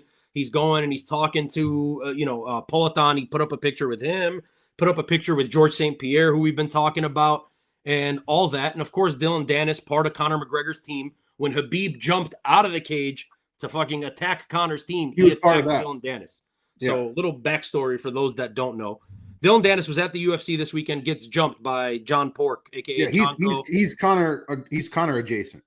Right. So he gets jumped by all these Dagestanis, maybe 8, 10, 12 of them kind of thing, including Chanko, including Abu Bakr Nurmagomedov, a couple of notable guys. And basically the cops and security eventually break that fight up. Dana does nothing about it. He says Dylan Dennis is not welcome to come to UFC events anymore. Insane, bro. And nothing happens to the other guys. That's so fucking crazy, dude. That's fucking wild, right? That's so if you want to point, crazy, bro. if you want to point to Dagestani privilege, there's that. Because dude, that's fucking wild. A fan pushes Merab Dvalishvili, and Dennis Bazookia slaps the fan. Dennis and gets suspended for 8 months. But a UFC fighter instigates a fight with 10 of them. Hasn't even made his debut yet. Right. Instigates a fight, goes and fucking starts a brawl at Madison Square Garden. And it's almost as if, like, we're giving him an applause, like, good job, you fucked up Dylan Dennis. No, I will say. I mean, everybody's happy about it. You can't be the boy that cried wolf. You know, like Dylan Dennis. Dylan Dennis deserves to get his ass beat. But also, like, come on, man. Like, hit you. The KKK. Dylan Dennis hit you? You were in there, brother? Shout out this guy. You were in that scrum? This guy's Team Khabib. If you're Team Khabib, let us know. That's hard, bro. Dylan should have Imanari rolled. 100%. He says Chanko is more famous in the UFC right now. Of course, I mean, he's a UFC fighter. He's Islam's guy. Dylan Dennis is not. You know what I'm saying? But, like, still, like, you're just in there starting brawls in the fucking crowd. At least when Sean Strickland did it, he fought DDP. Like, they were two UFC guys. I don't know. And, like, to get – also, like, that's some bitch-ass shit, bro. I'm sorry. Like – if you're fighting one-on-one, like, you're going to, like, all fucking 40 of you are going to jump in and whoop on this dude? Like, that's some bitch-ass shit, dude. Like. And, and we see it. And it's okay. It's just because they're Muslim. It's okay to say that that's some bitch-ass shit. It is. And DS, I got to say this story. We personally know an MMA fighter, right? Never fought in the UFC, has fought in Bellator. And it's a guy that we personally know. I'm not going to say his name, but he fought a student of Khabib Nurmagomedov at one point. Okay? And the story goes, they asked him in the media, at a pretty big promotion, they asked him in the media that you're fighting a Khabib guy. What are your thoughts on, like, Team Khabib and this guy? And they're saying they're going to crush you. And he goes, fuck that guy and fuck Khabib. Fuck the Nurmagomedovs. Fuck the Nurmagomedovs. So he says that. Yeah. He goes into the fight. He loses, as tends to happen when you're fighting these Team Khabib guys. He goes to the back. He passes the medical or whatever post-fight. And he goes, some dude with a beard and no mustache walks up to me and he gives me his cell phone and he's on a FaceTime call with Khabib. And he's like, here, like, talk to him. So Habib's like, that's crazy. That's crazy. I remember this. The guy goes, yo, like, what's up, And apparently Khabib goes, why did you say fuck the Nurmagomedovs? Yo, and then the dude, fuck you though, bro. Like, and the dude just lost the fight. You're not gonna check me over the phone, bro. Fuck you. You know what I'm saying? So that's what he does. The guy doubles down on it, and he goes, "Okay, like, I just lost. Fuck you. That's why. Because fuck you." And then Habib's like, "Okay, and then 6 Dagestani dudes round the corner and fucking jump this guy Yeah, who they just beat in they're a bullies, fight. bro. That's crazy. Like that's just, Like that's a real thing that has happened, and we know the guy. He's a friend of ours. you guys probably know him. We're not trying to burn anybody up. So there's that. And then we got a lot of shit going on in the chat here. Yeah. Brent L6, he goes, "Are you guys neutral on the guru stuff or what?" Yeah, I mean, I would say personally I'm neutral on it. I like MMA Guru. I watch a lot of his content. Watch a lot of Joey's content too, and while I fucking disagree with a lot of what both of them have to say, I do enjoy both of their videos. I just think it's funny that we have this kind of fucking rap beef going on in the MMA community. Yeah. Dino, if you want to touch on that.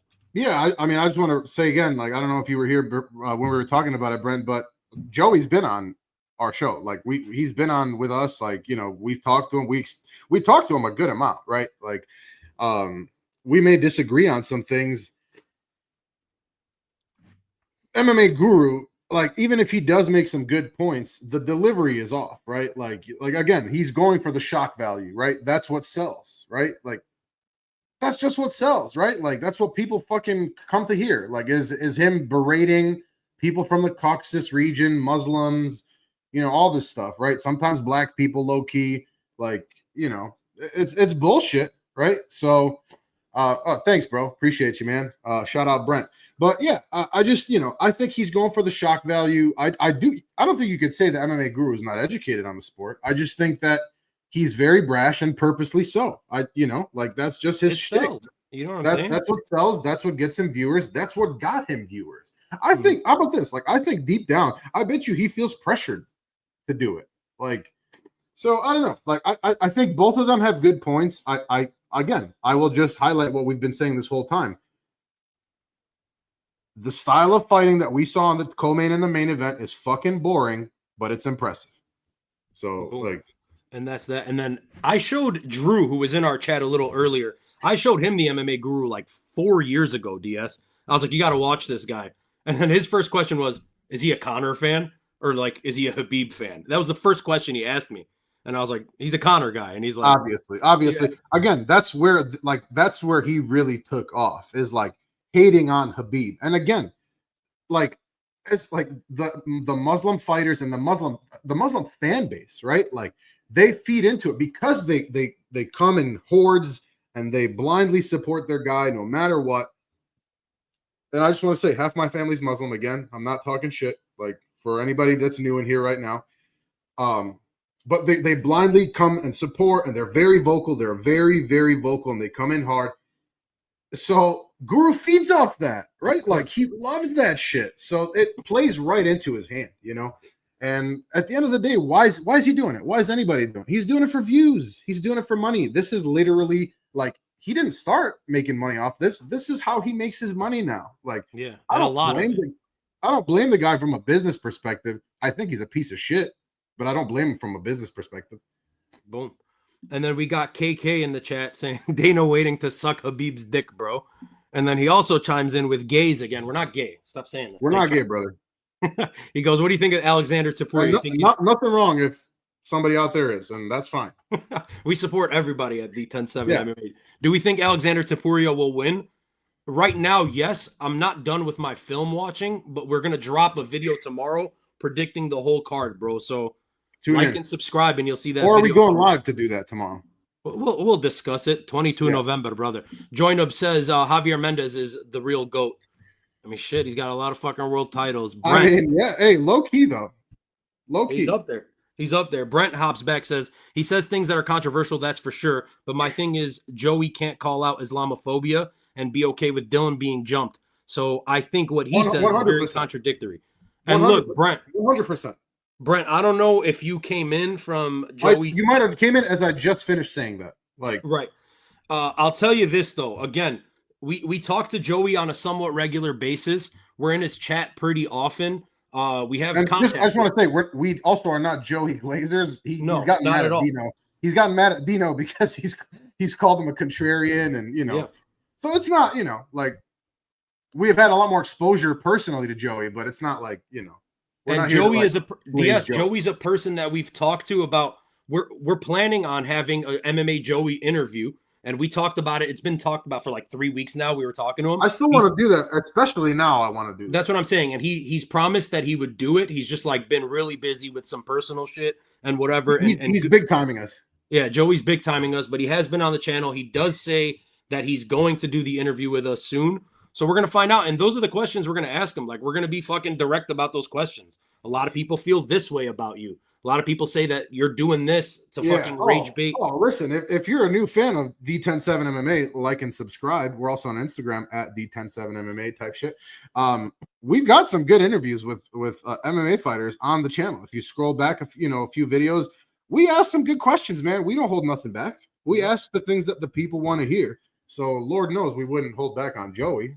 Yeah, so we plan on doing that. So stay tuned for that. Join Up says Dana planned the brawl. Dana fucked up by not removing Dylan Dennis from the situation. Yeah, but also, like, dude, to me, it's fucking crazy that like he didn't even say like, yeah, these guys can't be doing that. Like, bro, it was a whole section. It was an entire section of a fucking pay-per-view. Like, that's fucked up. That's insane, bro. What?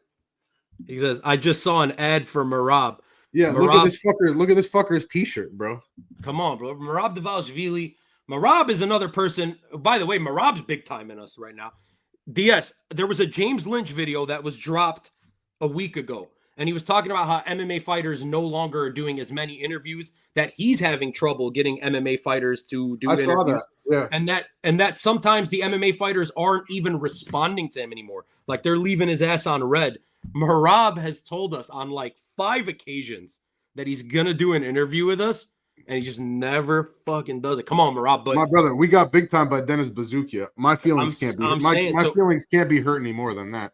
So right, and there's a whole backstory with that. But KK, if you're interested in Merab, he's fighting in a couple weeks.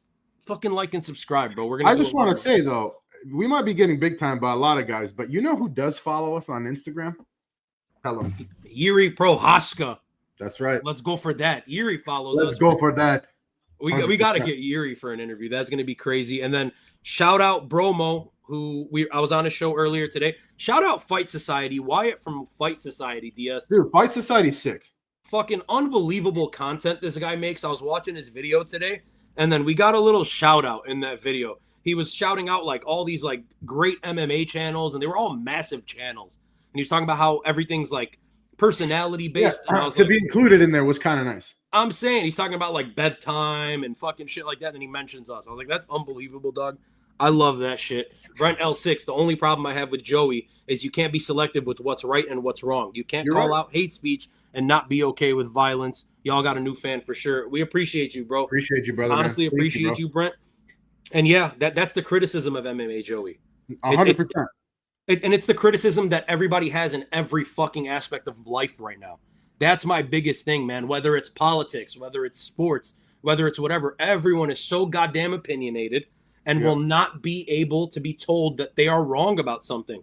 And that's what I miss about like the old school way. You know what I mean? Remember the days? Well said, bro.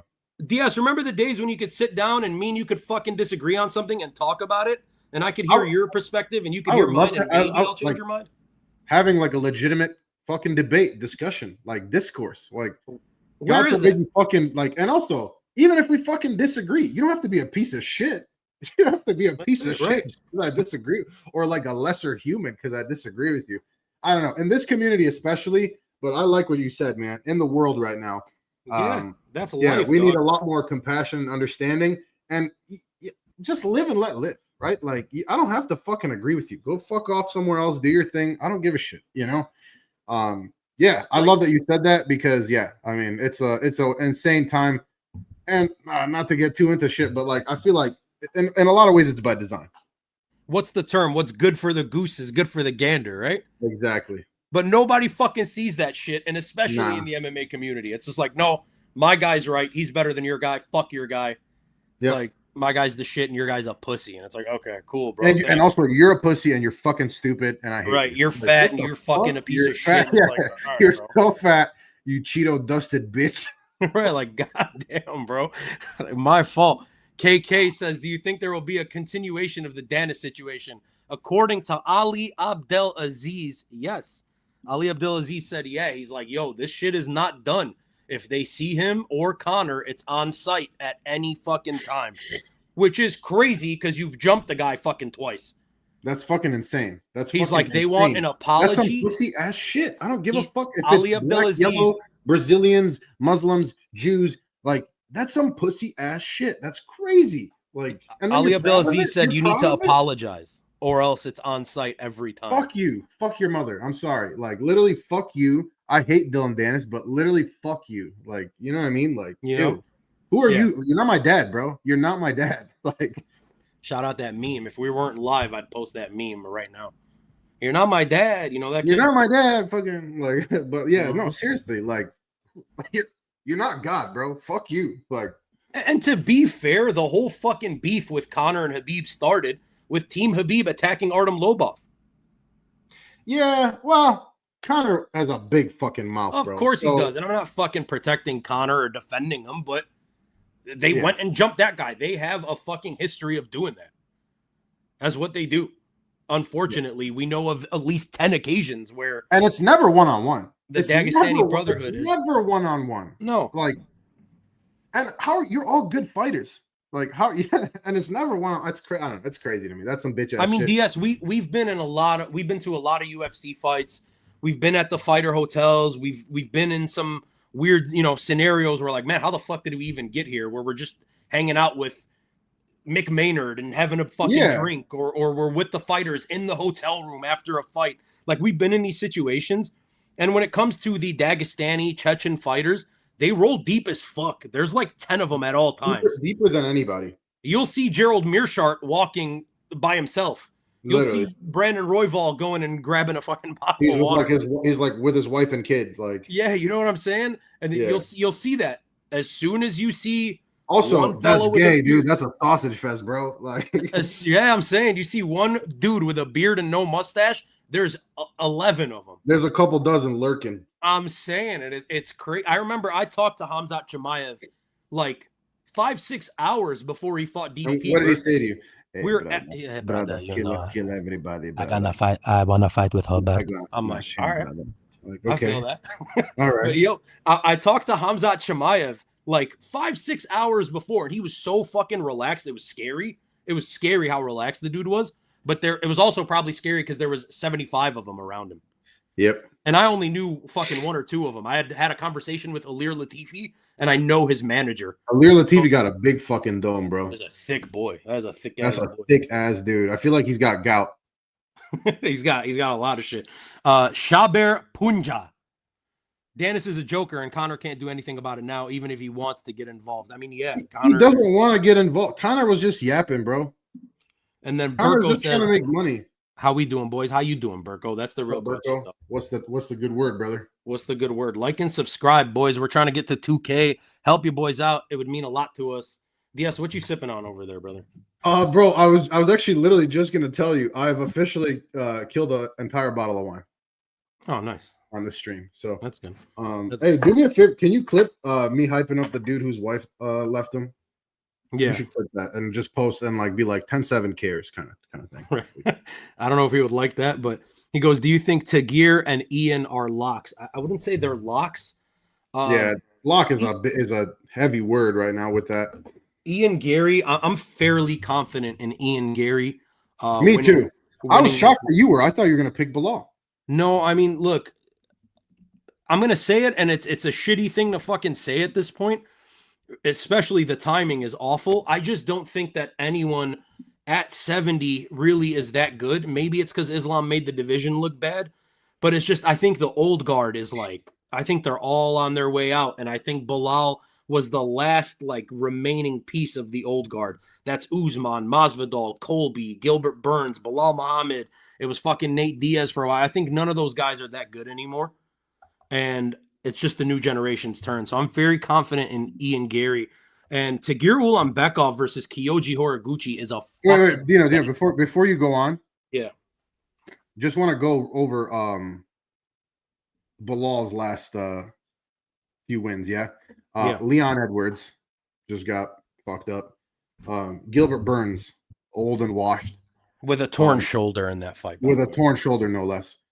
Sean Brady, I don't think Sean Brady's a bad fighter, but got fucked up. Old washed up Vicente Luque, old washed up Stephen Thompson, champion, by the way, champion. No disrespect, but we gotta fucking call a spade a spade. That's that. And then I think Tagir and Kyoji Horiguchi is a fucking banger. That's such a good fight. That is such a good fight. And I'm excited for that. I do have Tagir winning. Yeah. I'm leaning Kyoji right now. Really? I'm leaning Kyoji right now on his return. Kyoji Horiguchi's a bad dude, bro. He is a bad motherfucker. I just feel like, I don't know, man. But it probably goes to decision. Yeah. And we're in Qatar. If it does. Right. And you got to probably lean Team Habib in a decision. So maybe. We're going to talk about that tomorrow. Full card breakdown coming tomorrow from your boys here. Either as a live or as a video. I feel like we're going to end up doing a live. Is Dana Black available? You guys know Dana Black? That's our boy. He hops on with us a lot. I mean, I'll text them tomorrow. Yeah, we'll see what's good. We'll drop it on Instagram. We'll drop it, we'll let you guys know. Dagestan village. They are attacking little ones. Did you see what do Zamzat Abu Bakara? I don't know who that is, brother. Abu Bakr, I saw what he did, if that's what you're talking about. Yeah, I think that's what he's talking about. When he jumped Dylan Dennis, if that's what you're talking about. Yeah, that's fucked up. I don't know who are little ones, though. Is he talking about? I got no idea. KK, where are you from? What country, where are you from, brother? You're tweaking my ass. Hamza. He's talking about Hamza. What country are you from, brother? I want to know. I'm going to guess India. And then this guy says, delete your channel. It is. What is it, brother? It is cringe. Okay. Thank you. Thank you for the input. All right, this fucking guy. By the way, this guy wants to come in here and pretend, brother. This guy wants to come in here and pretend he's Chinese.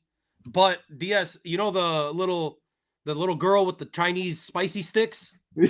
Remember when they messaged us, bro? We got clout in fucking China. Bro. Yeah. We're big in Malaysia too, brother. So in Myanmar, we're fucking huge. So fuck that. Key Capital says, "Yo guys, I'm from Iran. What up, brother? What's going on?" And then KK says he's from Georgia. Okay, so I get it now. Now it all makes sense. It all makes sense. Burko says crazy dudes in the chat. Probably, it seems like it. Many crazy dudes. This Chinese guy doesn't seem to fuck with us at all, brother. Fuck you too, dude. That's what I'm saying, right? You know what? I wish you the best, brother. I'm saying, but you can't be mad because your Chinese stars are getting exposed in the promotion, dog. Like, I don't know what to tell you. Fucking, what's his name? Jing Meng Yang got fucked up by Johnny Walker. Wei Li clearly made a mistake going up. And then he says, Iran has the best wrestling. I don't know, bro. I think they're you're talking about like traditional like Greco-Roman wrestling. Yeah. They're up. They're really good. Yeah, like Iran's always been nasty with the wrestling, but I think they're fourth. I gotta go. America's the best, and Russia's second. And it's Russia. And then even Habib said he's like Japan when he was talking to Henry Cejudo. Yeah. They're coming up. So, but yeah, Iran's always been nasty. Iran, Georgia, great fucking wrestling communities. And he goes, no, he's not having none of that. It's number one. Hey, you said it, brother. Who am I to tell you? Like, that's your choice, dog. And then Burko says, I put a lot of money on Tagir and Ian decision. I'm just scared of the Middle East robberies. Yeah. But I mean, if they're going to fucking rob it, they're going to rob it for Tagir. And then I just don't see that Ian, Gary, and Bilal is a robbable fight either way. Whoever wins, I think it's going to be like, oh, he won. Like, it's going to be pretty decisive. And he says to check Google, bro. I swear, brother, I will check Google. I don't disagree. It says always been nasty. Dismissed the notion of any feud with so there's no beef. And then this guy KK says, check the beef with Hamzat and Abu Bakr. Are you talking about here's a direct quote. Here's a direct there was thought to be some beef. Hamzat said there is no beef. This is an article from yesterday. It says Hamzat Chimaev has dismissed any notion of a feud with Team Habib Nurmagomedov. While Chimaev and Nurmagomedov have never been the best of friends, they've never had any feud, barring a stray incident involving Abu Bakr. Responding to a fan during an Instagram live, Chimaev once said that he would smash Habib. That's just what he says. Smash everybody, kill everybody. Chimaev's words didn't sit well with Khabib's teammate Abu Bakr, who confronted the Chechen-born standout in UFC 280. However, the beef was quickly squashed. And this is the source is Hamzat himself. So it seems like there was something. It's not a thing. Yeah, and then I'll tell you another thing. I remember they met. Habib and Hamzat had like a meeting and shit. Yeah. I believe in Dagestan, and they like you're not, bro. Okay, Habib is running that motherfucker like the mafia, dude. Yeah. Yeah, he's running like motherfucker like you come to me, brother, on the day of my fucking like relax, bro. Damn. And then Burko says, "Is Topuria a lock? He has a tough opponent." Again, man, it's hard to say he's a lock, right? Because Alexander Topuria. yeah, Alexander Topuria. Did I say Ilya? No, you didn't say anything. I'm just confirming because Ilya. Yeah, it's hard to say that Alexander Topuria is a lock because we've seen him once in the UFC against Colby Thickness. He won that fight pretty handedly, but there were some holes in his game, and he's facing a tough guy, man. Again, on the road, you know what I'm saying? So, is he a lock? No, I wouldn't say he's a lock at all. He probably loses that fight, unfortunately. You know what I'm saying? And the name is escaping me. He's fighting Beksat Almakan. It's a good fighter. You know what I mean? Beksat's a good fighter. I'll be rooting for Topuria. That's for sure. That's for sure. We have enough of these Almakans and, you know, whatever. So I'm all for Ilya Topuria's little brother. I've been going around this, says Living Object, with this, and I don't think people understand Islam on roids beats Alex Pereira. maybe, man. If he gets him down, maybe. When you put it that way, yeah. I mean, but okay, does Islam on roids beat? Does he beat fucking what's his name? Magomed. Ankalaev? Yeah. Islam on roids? I'm saying, does Islam on steroids beat Ankalaev? That's the same guy. It's essentially right. Alex just beat him. Yeah. So, you know, that's the thing. Alex Pereira has like a different level of power, man. He's unbelievable. And why does Alex Pereira have us fucking blocked on Instagram? Like, how is this the full motion of the punch? And you're asleep. You're dead. You're just dead. You're fucking not just like you're fucking fully like limp. How, bro? That's insane. And then KK says, "Good stream. I want to just continue like that." Oh, thanks, bro. Appreciate you're you, a good man. Appreciate you like for that. Dino, I just want to say one thing on the Dagestani things. We have been in fights together where it was like a one-on-one fight, and I'm like, and I've like you're about to fight somebody, and like I'm gonna be lurking, but I'm not hopping in. You know, right? In case, right? Like if you're fighting and your boy's fighting, you're there to like.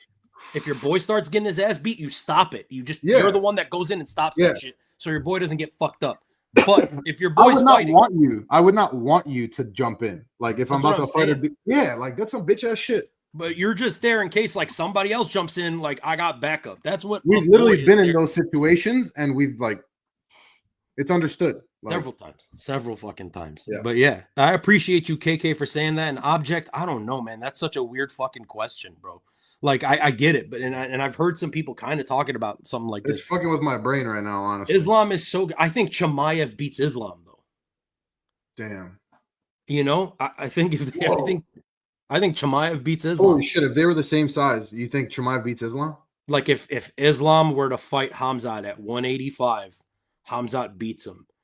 Maybe at 170 as well. Maybe, but 85 for sure. Hamzat wins that fight. That's how I feel. You're absolutely tweaking my ass out now. I have started to smoke a joint. Good. Enjoy. But damn, that's kind of wild. I don't actually. Why are we talking? This is all hypothetical. These guys would never fight each other, and they're probably not doing roids. And if they are, they're already doing it. So KK says JDM lost fight before starting, bro. You idiots, see his face. Yeah. Yeah. I've lost to Burns. Man, I don't think he did. I get what you're saying, though. Burns rocked the fuck out of him, though. He rocked the fuck out of him, dude. That was that's at 170. That was the most trouble we've seen him, though. Agreed? That's also 170, DS. There's a big distinction there. That's 15 pounds from 170 to 185. Kill everybody, smash everybody. And Hamzat, again, I saw him at the Fighter Hotel. He's a lot bigger. Like, I mean, he's way taller than Islam, that's for sure. Thickness, maybe Islam's thicker than Hamzat, low key. No way he won that third round against Burns. Man, I love that fucking fight. It's such a banger. It's one of those. It's crazy. Like when I was watching that, I wanted Burns to beat him because he was like such an underdog, and nobody expected him to put up that good of a fight, especially on the feet. But fuck, man, that was a really good fight. I feel like I want to go back and you're making me want to go back and rewatch that fight. Yeah, and we might do that tonight. Hamzat will be eating Islam. Zero chance, bro. I agree. That I think Hamzat beats Islam. I think Hamzat beats. Yeah, he beats Islam at 185 for sure. At 170, maybe I lean Islam low key, But at 185, for sure, Hamzat, for sure. Look how fucking big DDP is, bro. And he was able to just fucking lay on top of DDP. I've stood next to DDP. Thick, big ass dude, bro. Like shockingly big. And I was like way fatter than I am now. And he was like obviously way more muscular, but like leaner. But he was a big fucking dude. Like, how about this? He's one of the, like, of all the UFC fighters that I've ever seen, he was one of the most jarring. Like, whoa, this guy's fucking big, dude. Yeah, I was shocked, dude, when we stood next to him. Absolutely shocked when we stood next to him. And he was fighting. He was fighting the next day. He was already like full on weight cut. Yeah. You know what I'm saying? Hakeem the Dream, what up, dog? Says, love the stream. Kamaru will beat Islam easily. Islam won't be able to take Kamaru down like Hamzat did, and Volk almost knocked out Islam. Kamaru might break Islam's jaw. We're doing a lot of MMA math. Hakeem the Dream. Dude, that's Hakeem. You're blowing my mind right now, brother. At that point, if those two thank you for the shout out and for the love. Appreciate that. Absolutely. But go ahead, Dino. I'm sorry. No, I was just gonna say, if they fought hypothetically, I would be rooting for Usman. Oh, I would be rooting for him too. I would love to see that, and to me, it would be such a fucking stamp for Kamaru Usman and such a great story to go from being the best welterweight ever to 3 straight losses. What percent chance do you give him? Usman? 15. 15% sounds perfect, dude. You know what I'm saying? Brent just said it. He's old as fuck, bro. His knee. We were talking 2 years ago about how his knees were cooked, bro. Yeah. And he says Styles, bro. Now, also, how is I he just to deal want with to say, this? like, I don't know how many of you guys in the chat, W's in the chat, by the way. I don't know, like, how many of you guys have ever cut weight for, like, you know, a fight, whatever, wrestling, or if you high school wrestle or whatever. Like, dude, it fucking takes it out of you, bro. Like, it's not a healthy thing to do. Like, doing it when you're like goddamn near 40 years old and your body is wrecked. Like, dude, it's not just casual, you know? Like, yeah. And then KK makes a good point. He's saying that Islam has those 2 short, like short notification wins. Volk up a weight class on 1 week's notice, and it was fat, chubby Volk. And then Moicano not 2-3 days before, 1 day before for Moicano. Literally 1 day, yeah. But then that's kind of that's where the criticisms are of Islam Makhachev. It's in the resume, but it's not just the resume itself. It's like the little notes next to the resume, right? Well, you know what it is, too? It's like, why is there always a question mark?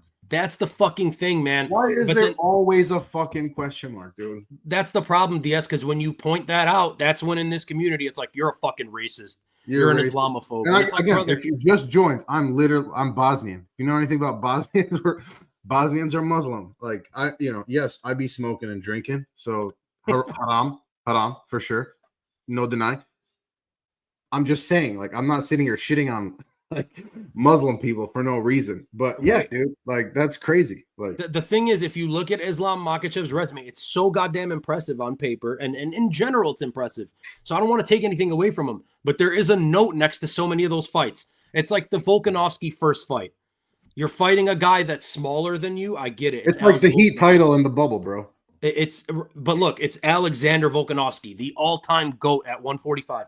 He comes up and you have a razor close decision win over him.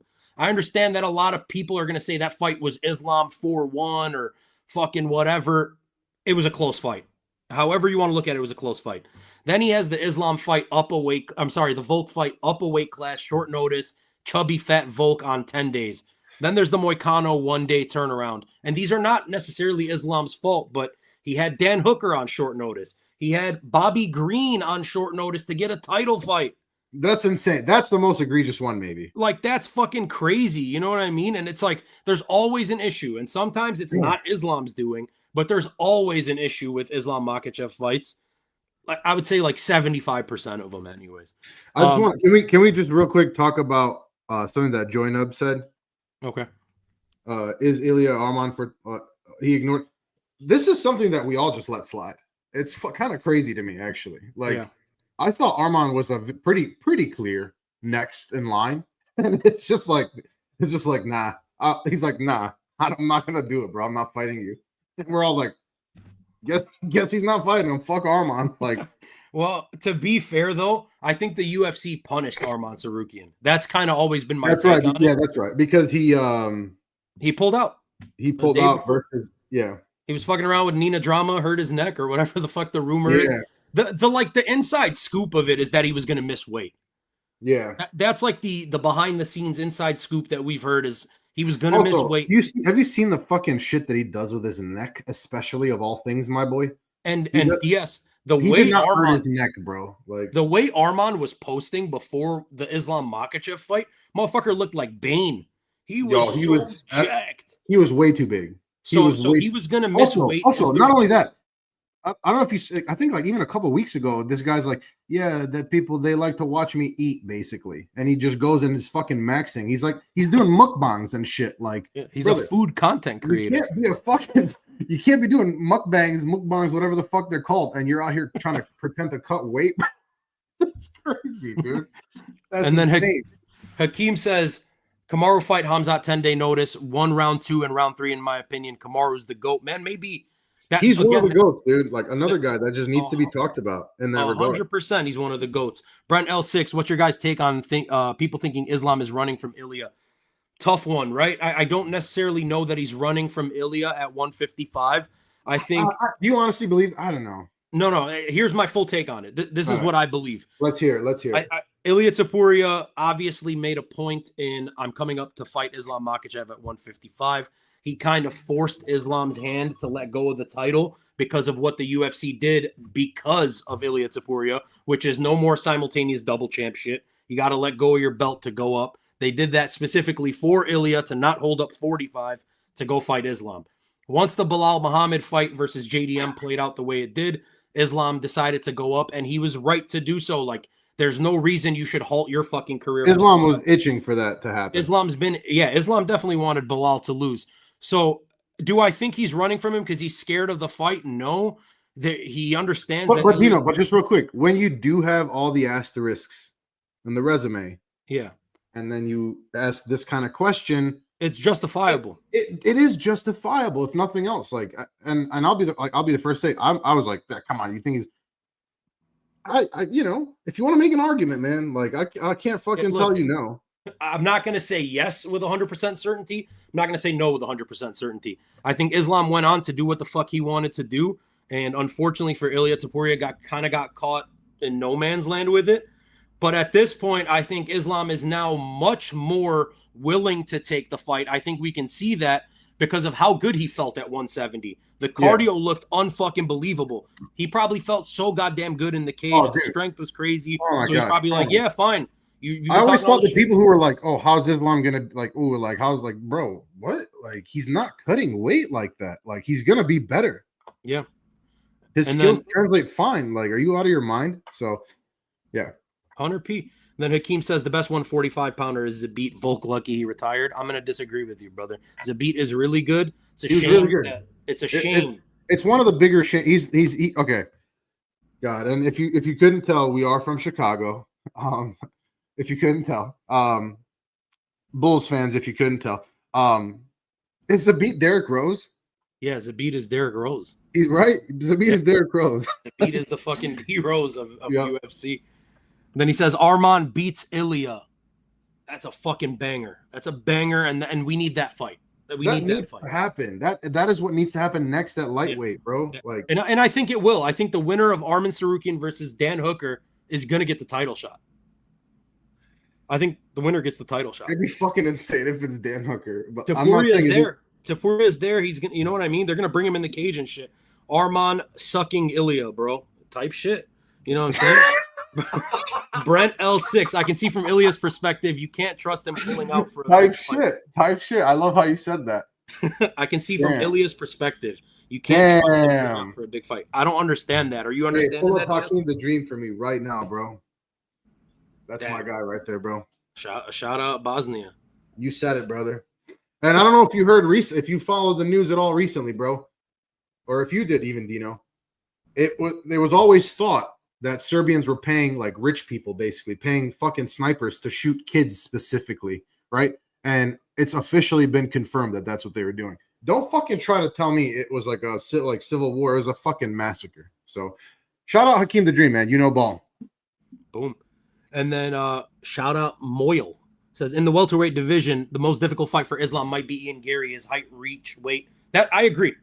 I'm on record saying I think I would much rather see him fight Ian Gary than Morales or fucking certainly Prates. I think in order, I think these are the most difficult fights. It would be Shavkat. If Shavkat was healthy and active, it would be Shavkat.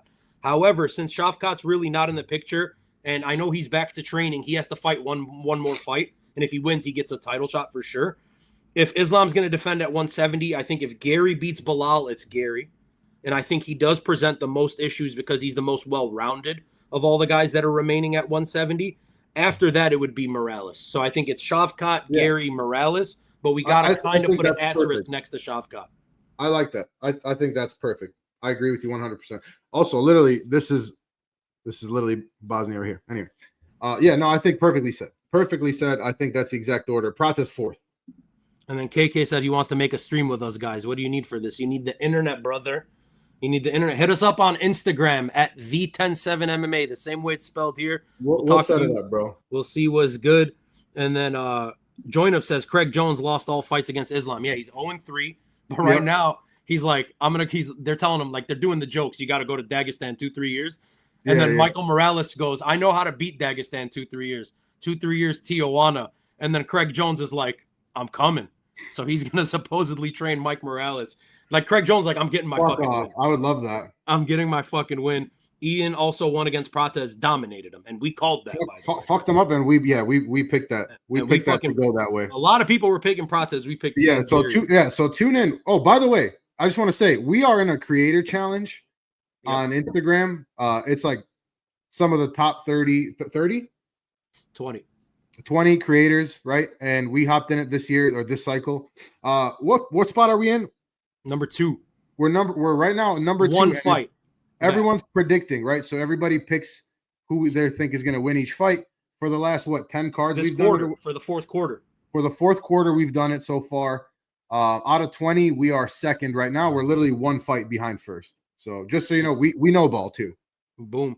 And then KK says he just wants to talk about Danis, Dagestan, Marab, Tapuria. We can have those convos, brother.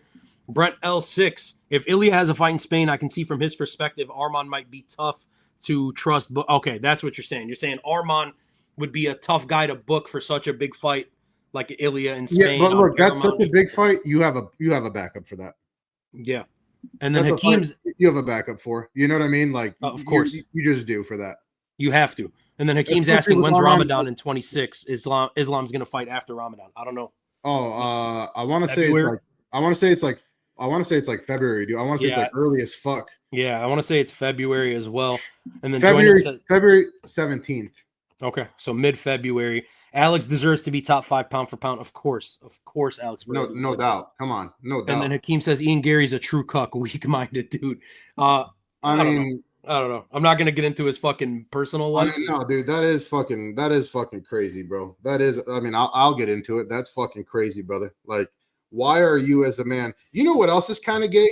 Like, Ilya, why are you as a man chasing another man like that? Like, you're chasing Islam. That's gay, dude. Well, that makes sense. That's legacy. I'm fucking around. I'm being the Ian Gary situation is a little. No, that's fucking insane, brother.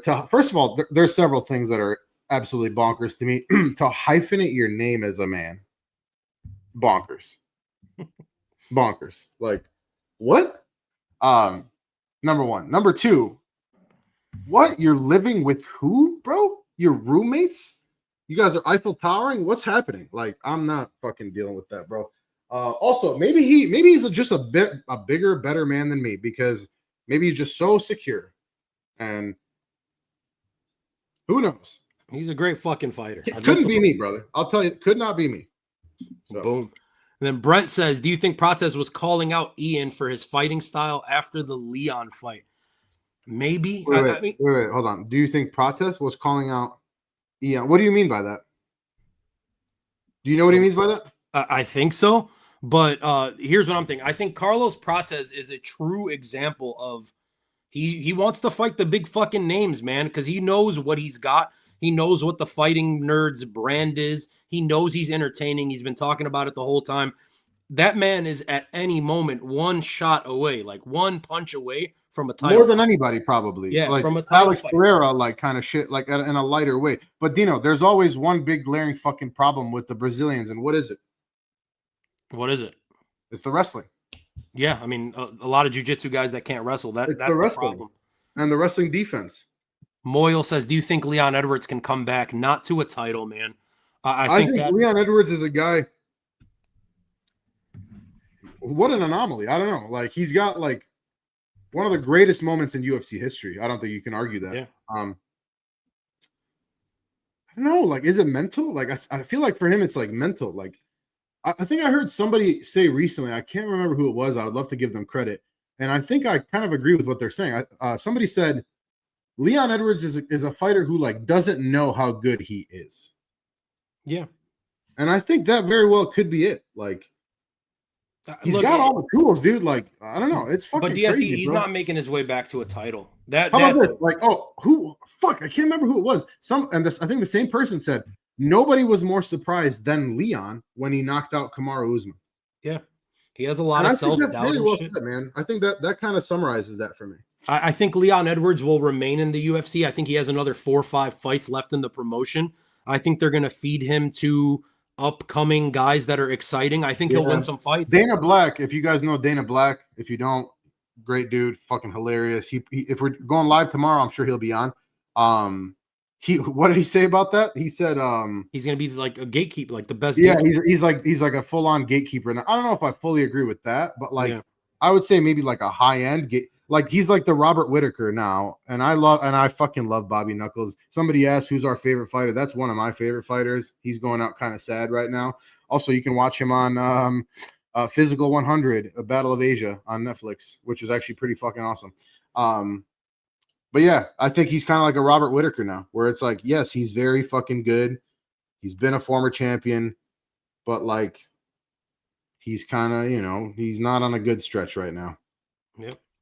And then we're going to Join Up says Alex versus Hamzat would be worth a watch. I mean, we're all fucking paying to watch that. Yeah. Brent L6, he's talking about Prates again because he was saying that he hated boring styles. Yes. Yeah. Again, man, it's opportunity, right? Like in this game, there's very few people become champion. And then when those people lose that belt, it's like fucking vultures, man. Everybody wants a piece of them because you don't have that aura of invincibility anymore. And then a win versus a guy that's been a UFC champion is huge. So I think he saw that Leon was ripe for the picking and went for him. KK says, how many wins does Merab have in a row? I think he's at 13. I think it's 13 right now. By the way, Islam has tied the record, I think, for most wins in a row. Yeah, Islam just tied Anderson Silva, and Merab is under them. Merab's tied for third or second or whatever the fuck it is. Is Dariush's career end? No, it's not over yet, but it's coming there. I think we're close. I think 2 more fights maybe. Yeah, we're getting close. Hakeem says Ilya's overrated, in my opinion. Arman, Islam, Dustin, and Gaethje beat him. I don't think that Dustin and Gaethje beat him. I think Arman has a chance, and of course Islam would have a chance. Hold on, let me think about this. I mean, I would probably pick Islam. I think Islam beats him. Arman at 55, right? We're talking. Arman is like the fight. That's the fight I want to see more than anything. Dustin because and Gaethje. If God, I don't know, man. If Ilya does what he's been doing to Arman, that's the closest thing to Islam. So it makes that fight a lot more interesting. If Ilya does what he's been doing to everybody to Arman Tsarukyan is the closest thing to Islam Makhachev. Right. So that's why that fight needs to happen. Almost beat Islam, no? Yeah, I mean, it was a close-ass decision, right? Yeah. So that would be that's the fight to make. Prime Dustin beats Ilya, period. Dustin was a bad motherfucker. He was. Shout out Dustin the Diamond. I'm glad we got to see him live. Me too, and he's getting sober. Good for him. By the way, we were literally at the fucking fight where Connor snapped his goddamn leg. So Connor's last fight, we were there, sadly. Hakeem says, well, I just want what do you think about that? About what, Dustin? Yeah, what do you think about that statement? I would love to see Prime Dustin versus Ilya. I would love to see it too, man. I'm enamored by Ilya Tapuria at this point. So I get it, but like I think there is a noticeable size difference there. And Dustin is man, he's not bad as far as his takedown defense. I would still take Ilya. Dustin just can't win the big fight. You know what I mean? I guess my question is like, I don't know. We haven't really seen Ilya like have to like We'll see. We'll see. Yeah. We haven't really seen him like tested by like a high level wrestler, you know. And then Hakeem again says, if Leon doesn't land that head kick on Kamaru, ... He's nobody. By the way, do Yeah. you remember what the narrative was about Leon before that? He's inactive. He's bored. Like he's like sleepy. He's asleep. Like his career is nothing if he doesn't land that. And then Cherry Fizz says, Guru Moggs Joey for real. Hey. shout out both of them. I think you're talking about Moggs, like, right? Maybe I don't, like, but yeah, we've gone extensively on that. Just go back in the fucking stream because we've yapped about that a lot. Masvidal said Islam at 170 is difficult to be. I mean, yeah. I don't need Masvidal to tell me that. Like, I don't think anybody beats him. I think Islam retires from here on out undefeated. I don't think that's like. I don't think anyone's beating Islam right now. I don't think I'm going on it. I think let me rephrase. I don't think anybody that Islam will actually end up fighting is going to beat him. Yeah. Yeah. And then Random Cliff says MMA Guru. I think he's saying MMA Guru or MMA Joey. No, we're not fucking team anybody, bro. We were just talking about what the fuck happened. We were just I mean, we're not like positioning neutral. We were just like, again, I'll just hype it. I'll just go for it. Underline it for you again real quick. The whole thing started from like first two things, right? Number one, the subject matter is yes, the fucking co-main and main were boring, but it was impressive. So let's get that out of the way. Number two, MMA Guru is after the shock value. That's what he's built his fucking whole business on, right? That's literally what puts food on his fucking table, bro. So you have to understand, like, whether he actually feels like that or not, right? Like, this is what he's gonna do. This is what he's gonna say, and you would too if you're making tens of thousands of dollars off fucking yapping on the internet about your racist shit or whatever. The fact of the matter is, he does say fucked up shit. Again, he does have some good taste. You can't say he doesn't know ball. Like, he does know the sport. He is somebody who consumes the sport and respects it and understands it to some degree. And then he's outlandish and out of his fucking mind on purpose. MMA but he's influential. You got to throw that in there whenever you're talking about MMA Guru Diaz. Sorry to cut you off. He's the most influential. He's the most influential person in the space. But he's the most influential, and I don't think it's particularly close, to be quite honest with you. And again, that's not to say I disagree or agree with him. I take it bit by bit, right? Like, I can't make overarching statements. That's not like, to me, that's the issue with this fucking community sometimes is like, it's always one or the other, MMA Joey, again, he's been on the show. We've talked to him many times. Like, we're planning to interview him. We've talked about all this. Dino Bam Bam here, my boy right here, has called him a contrarian. He doesn't love that, right? So I think at the end of the day, they're both human doing things that they have to do for different reasons. I mean, And that's that. Let's move on from that subject. Moyle says, if Arman beats Hooker this Saturday, he might be the heir to Islam. Fucking maybe, man. I hope Arman wins. That I want to see more than anything. And again, I don't like that we were just like, fuck it. Fuck Arman. Yeah. I hope Arman part of it is because he is so fucking rich. So it's just like, fuck you, dude. But that's the fight I want. Rich. Yes. So I'm hoping. I love Dan Hooker, man. I think we all do. But I want Arman to win because I want Arman versus Ilya. I think that's the right fight. Is Ilya top 10 GOAT? He's fucking close, man. He's getting there, dude. He's getting there. The resume is crazy already. And then KK talking shit to Hakeem saying thinking's not your thing. Do something else. I'm not touching that. Then we got Moyle. Ilya is a 40. Nice, fellas. Be nice.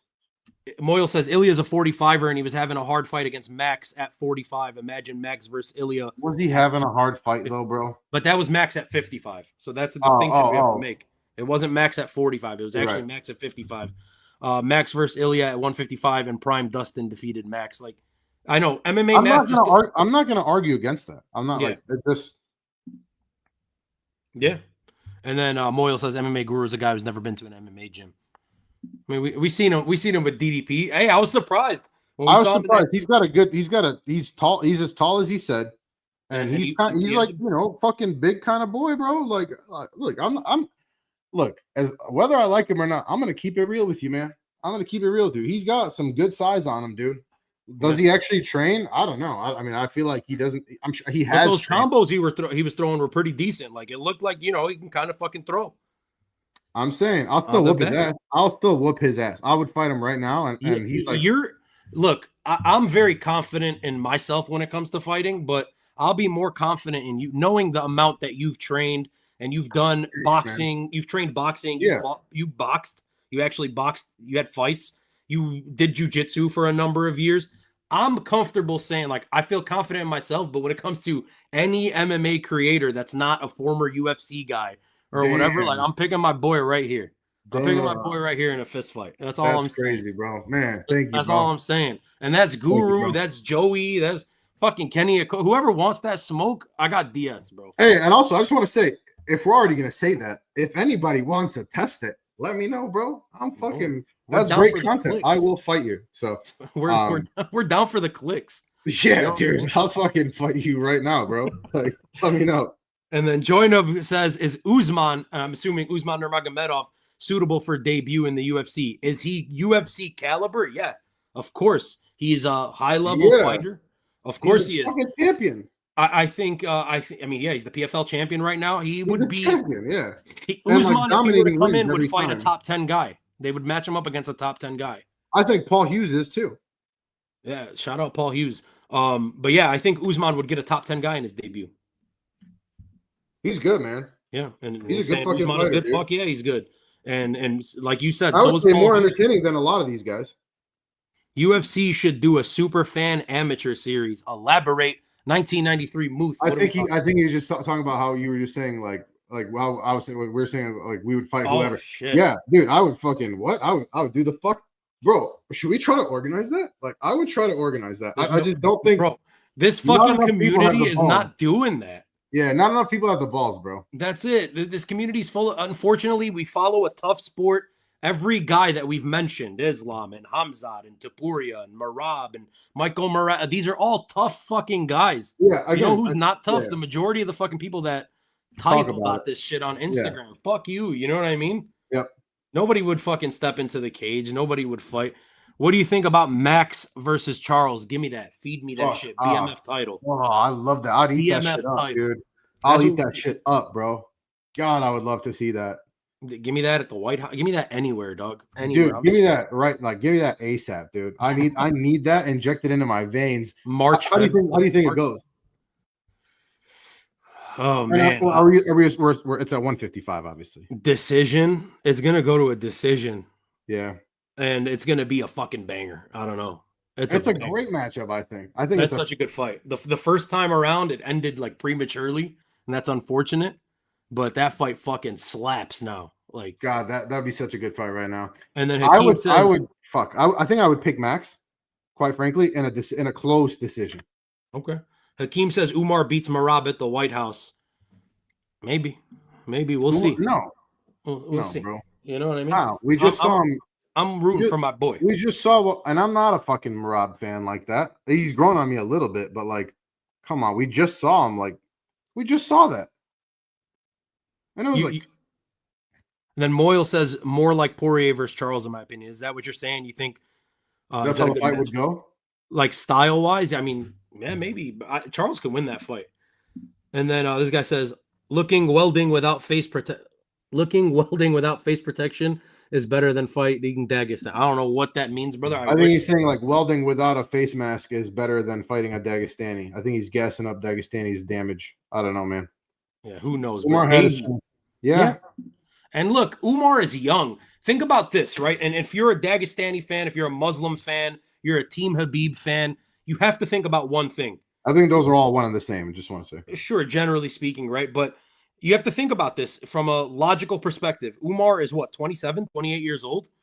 If Umar gets another rematch against Marab now in like 5-6 months and he loses to Marab again, he's not getting the title shot for 3-4 years. I don't think. Yeah, I think for him it might be best to not take that. So right? Umar should take his time. He should take 5-6 months off. He should win himself another fight, and Umar should hope that Marab is less active. That way he can get older and remain champion, and then maybe you take him out when he's a little older with some more miles on him. That's my thought. And then Joinup says, can Marab be a double champ? I don't know. No, not because he could beat Volk. Look, he could beat Volk.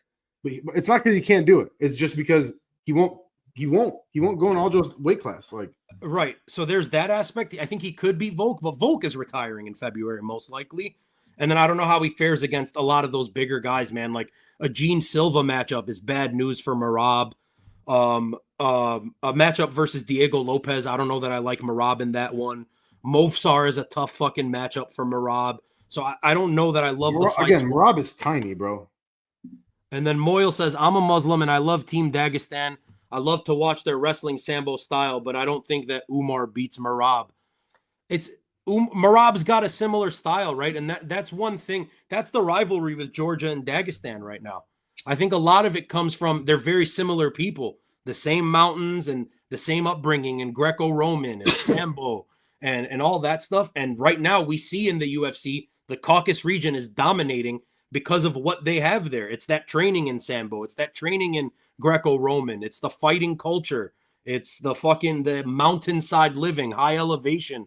Those fighters, they fucking got it, man. That's the best region in the world now. They're different. Oh, that's not, I don't think it's fucking close at all. Like, you know, first of all, you have to realize that's not a big fucking region. Like, it's insane, dude. And then Davey says this, Dino, and this is what we were talking about. Religion has nothing to do with martial arts. I agree. 1,000%, man. And martial arts is supposed to be, the way that martial arts is supposed to be is it's a clean, pure thing. It's about my skills versus your skills, my training versus your training. And that's the beauty of martial arts, right? It's what can I do to defeat my opponent in whatever, in this fight, in this match, whatever it is. The problem is, and the reason that we're talking about it here and the title is the way that it is because unfortunately that's where we're at in society. And society has fucking pulled its way into MMA. And that's the problem right now. This MMA Joey versus MMA Guru beef is based on religion. The hate that the MMA Guru is getting is based on religion. I'm not saying who's right or who's wrong, but religion has found its way into this sport. And I do believe it's a two-sided alley. I don't think. Look what Moyle just said. I think that's exactly right. One more time, DS. Look at what Moyle just said. The last comment. He says both are caucuses. No, after that. Oh, Conor versus Habib introduced religion into MMA. Yeah. Yes. Of course. And we mentioned that. I don't know how long you've been here, Moyle. Yeah. But we literally talked about that earlier. That's exactly right. And it is a fucking bummer. Like. What and a lot of fighters always say it. George Masvidal said it a couple times this week. There's a couple lines you don't cross. Everything is fair game in fighting. We're gonna fucking fight. So talk shit. Don't talk about my family. Don't talk about my religion. And I think just in life, that's a good fucking rule. You know what I mean? Don't talk about a man's family. Don't talk about a man's religion. Everything else, whatever, man. If we're selling a fight, we're selling a fight. Again, though, I just want to stress that ugliness has found its way into this space. And the problem with it, and this it's not going away, unfortunately. It's not going away. But the problem with what I'm about to say, DS, is, again, I want to clarify and not have this be taken in any sort of wrong way. But the hate and the animosity comes from both sides. However, each side is justifying their side. Do you get what I'm saying?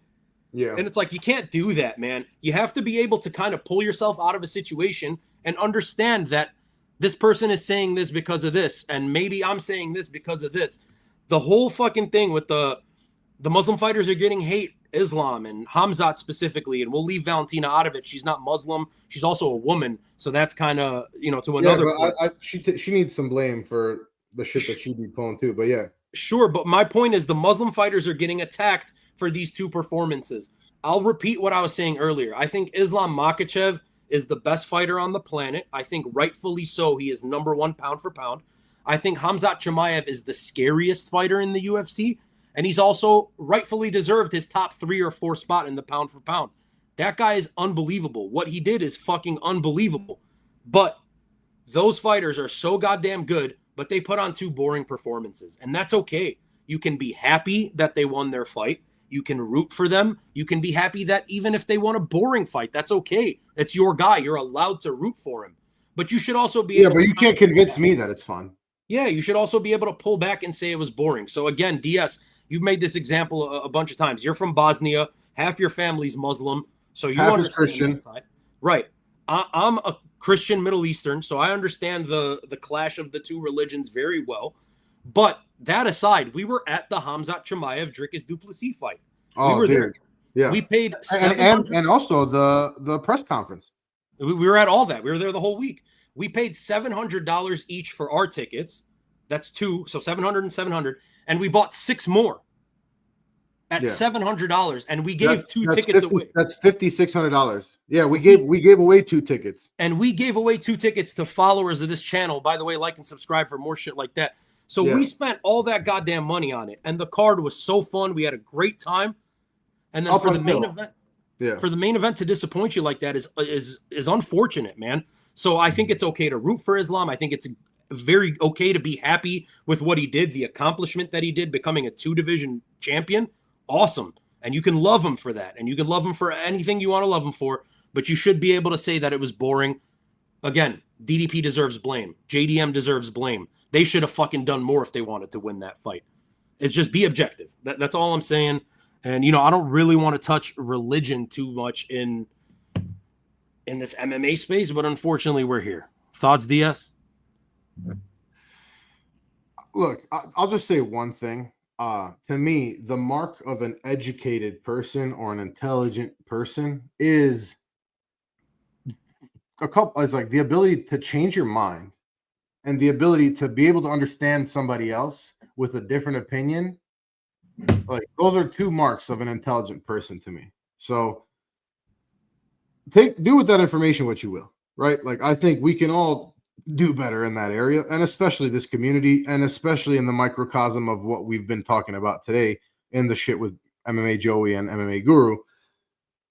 Yeah, that's really all I got to say. I think that very well summarizes to me like how I feel about it. Yeah.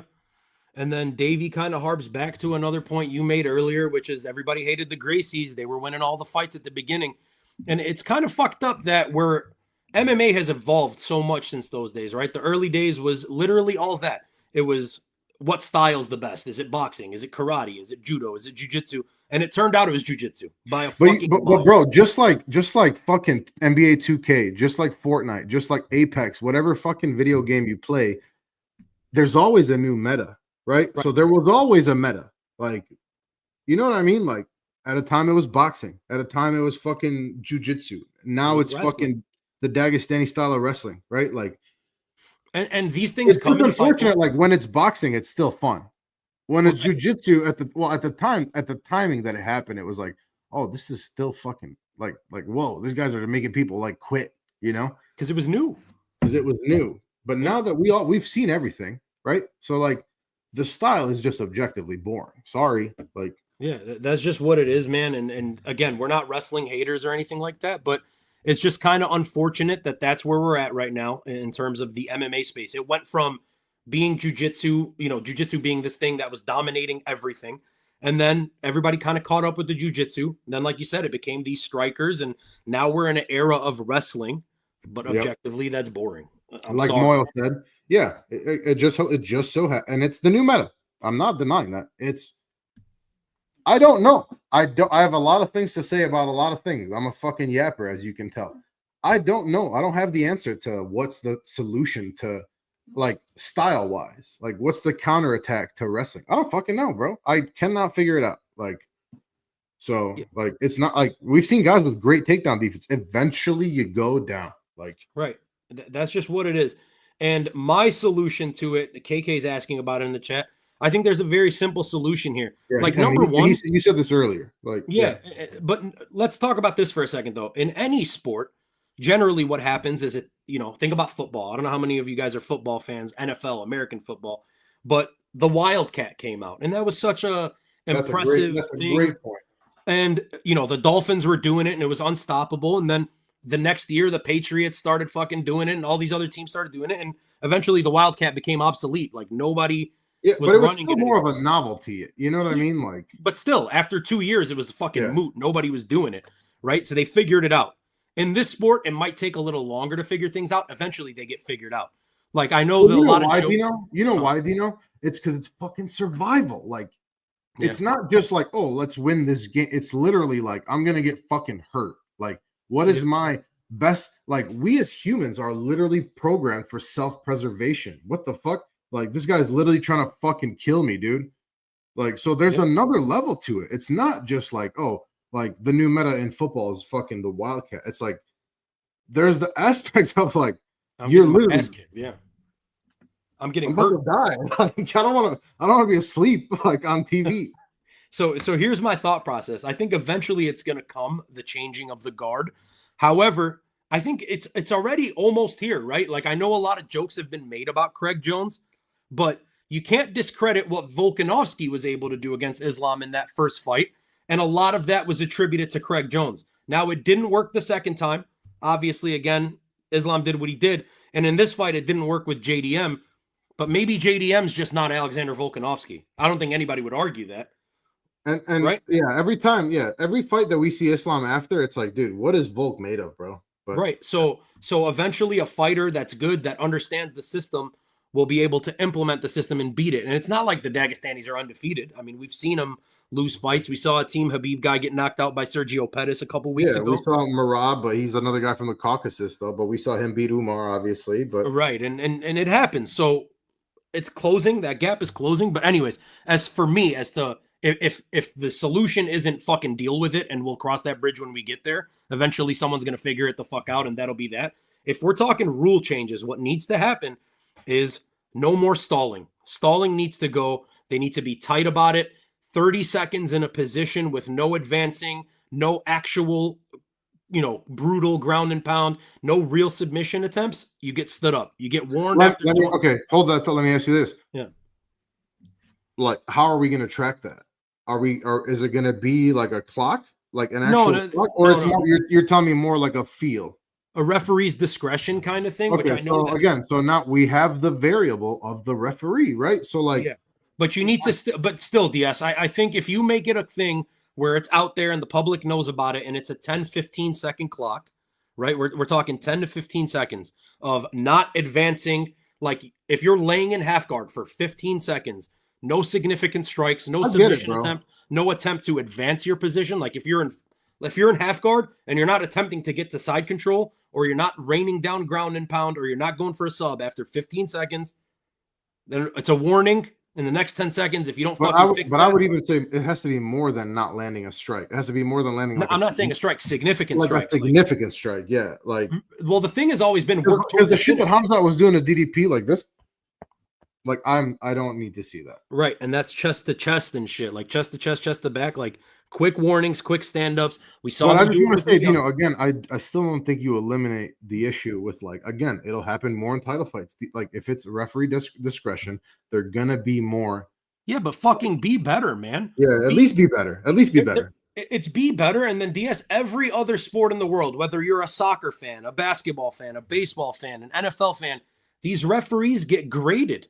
They get graded every game. They get graded every season. And if your performance falls below a certain level, you get fucking suspended.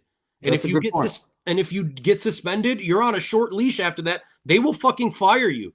More accountability all around. I don't have a problem with Mark Goddard or Herb Dean or fucking Jason Herzog doing whatever they're doing. But if we see that, like, we put a committee together and they're like, yep, he fucked up here, a couple warnings and a suspension, man. And then all of a sudden you fix that fucking problem. And the UFC has this little monopoly, man, and it's fucked up because they claim the commission is picking the refs. You can't tell me that the commission in China is bringing Herb Dean, is making you bring Herb Dean. There's millions of Chinese refs. They do their fights there all the time. Yep. Why is Mark Goddard in UFC Iowa, dog? You think Iowa was just like, we need him here? Yeah. Like, no. Also, I was going to say, you're like, I don't have any problems with Mark Goddard. You literally made a video literally ethering Mark Goddard. Yeah, I know. But, you get what I'm saying, right? No, I get what you're saying. Davey says, or two refs work at the ringside working together. Something like that, man. Some shit like that. Look, but I hate to do this to you guys, but this is like the cynic in me. You know what my next question is? Who is sanctioning the refs? Who is sanctioning then the two? You know what I mean? Like there's always somebody next, like, who's involved. So, but anyway, but you're right. I think more accountability all around is really what we need. G Classic back in the chat saying, did you guys see the statement Dana made about Ngannou being a bad guy because he pulled him back to ask for a fight bonus? How dare he, though? And so what the hell is John Jones a saint? No, I don't think you're not ready. Hold on. Go. You're about to see the craziest glazing you've ever seen in your entire life. For unwarranted. Go ahead, please. Absolutely not. You read that wrong as fuck, DS. Look, Oh, I'm sorry. this is not It's a just John the Jones. fact that you keep telling me that, like, because I asked you this, like, how did you get offered $30 million that you asked for? They accepted it, and you're like, nah. No, that's not what he's referring to. Oh, okay. I misunderstood then. Yeah, he's referring to the situation with Francis Ngannou. Dana White was on a podcast and said that Francis Ngannou grabbed him by the collar and pulled him. He did? Yeah, he grabbed him by the collar, pulled him in, and basically demanded a $50K bonus after one of his fights. Whoa, I didn't know that. And that supposedly he grabbed like Sean Shelby or Mick Maynard, one of the guys with holy from the shit. back of their shirt, like on When some did Dana say that? That's recent? Yeah, it was like yesterday or today. Oh, I didn't hear that. That's fucked up. Crazy. Yeah, I mean, like, who the fuck is Francis Ngannou? Like, I understand who he is. I know he's one of the best heavyweights of all time. Just like, bro, that's not good business. But it's like, brother, that's your boss. That's your boss. Yeah. What are you doing? Like, you don't do that shit. And then now you're like, oh, please take me back. That's insane. Yeah, you don't fucking get that shit. And he's saying You Francis isn't nice. That's fucking crazy, dude.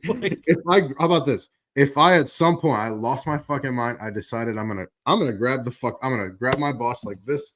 I would have along with that thought have accepted like I'm fired. Like right. I'm fired and I'm done. Like I'm not coming back here. So, and then this guy's just I would like to fight with John Jones. Like, brother, you're not fighting John Jones, dog. That's not fucking happening, dog. And you're not getting Aspinall, you're not getting John Jones. Like, you're in the PFL right now, and that's where you're fucking staying, unfortunately. Hey, that fucking got me, dude. You know that really got me, bro. Shit. Heavyweight's a fucking disaster, as Joinub says. Oh, yeah, man. Dude. No, we talk about that so much here. Heavyweight is an absolute disaster. I fucking despise it, and I just despise the state of MMA right now. Yeah, Dana White has lots of Irish goons. The state of the whole thing. The state of us, all of us. Yeah. Yeah, Dana White's a fucking gangster, bro. Like, he comes from a legit background. Like, Dana White's plugged up, and he's a billionaire, so he's more plugged up now. Brother, even if he wasn't if he wasn't insanely successful like he is, if I heard this man speak and he speaks the same way that he does now, like, dude, he's fucking inspirational, bro. Like, you might think he's a dick, you might think this and that, you should pay fighters more, whatever it is. Like, he's a dog, bro. Yeah, don't fuck with Dana, bro. It's crazy that the MMA community, like, after all the shit that Dana gets talked about him, it's weird that the MMA community's like fucking glued to him, though. He's got a weird immunity, bro. Like, that's Uncle Dana, you know what I mean? Yeah, literally. And then we got to touch on this since KK's throwing it out there. Dagestan uses Dana. It's not Dagestan. It's money, brother. It's Abu Dhabi, and it's the Abu Dhabi. Muslim. Yeah, it's Islam, and it's more than it's Arabs. It's Arab money that's now just flooding into all kinds in every sport.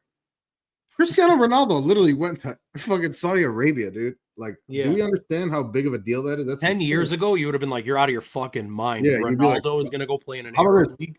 How about this? There's the Live tournament. They've purchased golf. Yeah. Okay. How about the WWE has Crown Jewel, an actual whole ass pay-per-view event. And I don't know if you guys may not like WWE. It's still massive. Yeah. It's $1 billion industry. Like, literally, like, there's interest in an NFL team now. NFL team. Boxing is owned by Turkey Al Sheikh. Boxing is owned by Turkey Al Sheikh. And then also UFC, obviously Dana's in there. They're in his pocket now. Yeah. Right. And then that's just the things that we know.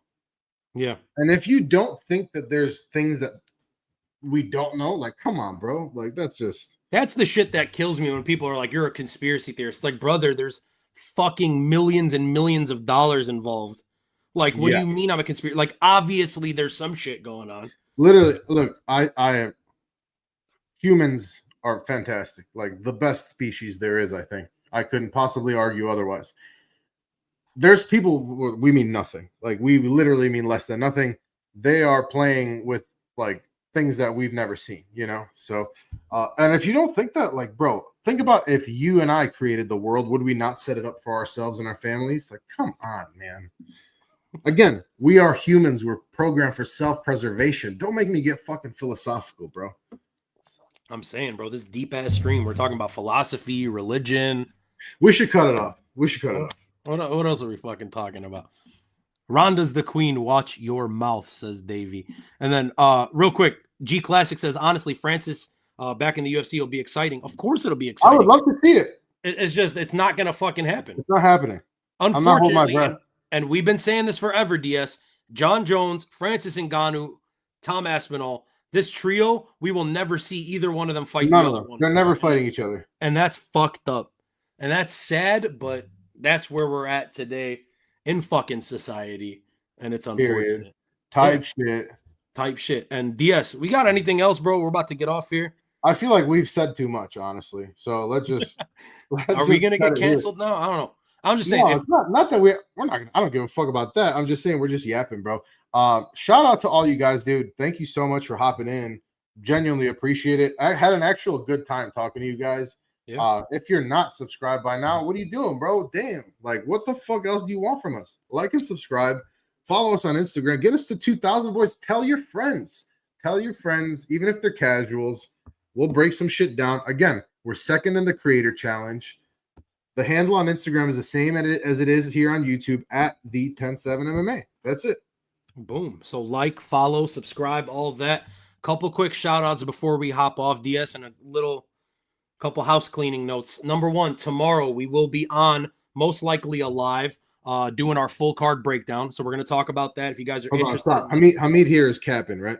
I don't know. We haven't been on Instagram in a couple hours, brother. Let's take a look. Don't say that, bro. Don't say that. Yeah, I don't see it, dog. I feel like it would be the first thing as soon as I opened. Somebody else would have said it, I feel like, in the chat. All I'm seeing is Waldo Cortez Acosta and fucking. Don't come in here way too hot right now, bro. Getting me fucking shook. Right. So, hey, we're going to be doing our full card breakdown tomorrow. So if you guys are interested in that, follow us, subscribe, ring the bell, all that. We are super goddamn accurate, over 70% on the year. We're both disgusting with these picks. And then secondly, follow us on Instagram, do all that. Shout out to No Bromo MMA. I'm going to link his thing when this video actually drops. And then shout out to Fight Society. I was on No Bromo today, and then Fight Society shouted us out in his video. Really appreciate that. Shout out Wyatt. Thank you, bro. Yeah. So that was it. I hope you guys enjoyed. We will talk to you guys tomorrow as this guy Hamid throws a cap on there, like telling us he's fucking capping. So thank you guys so much for watching. Thanks, guys. Peace.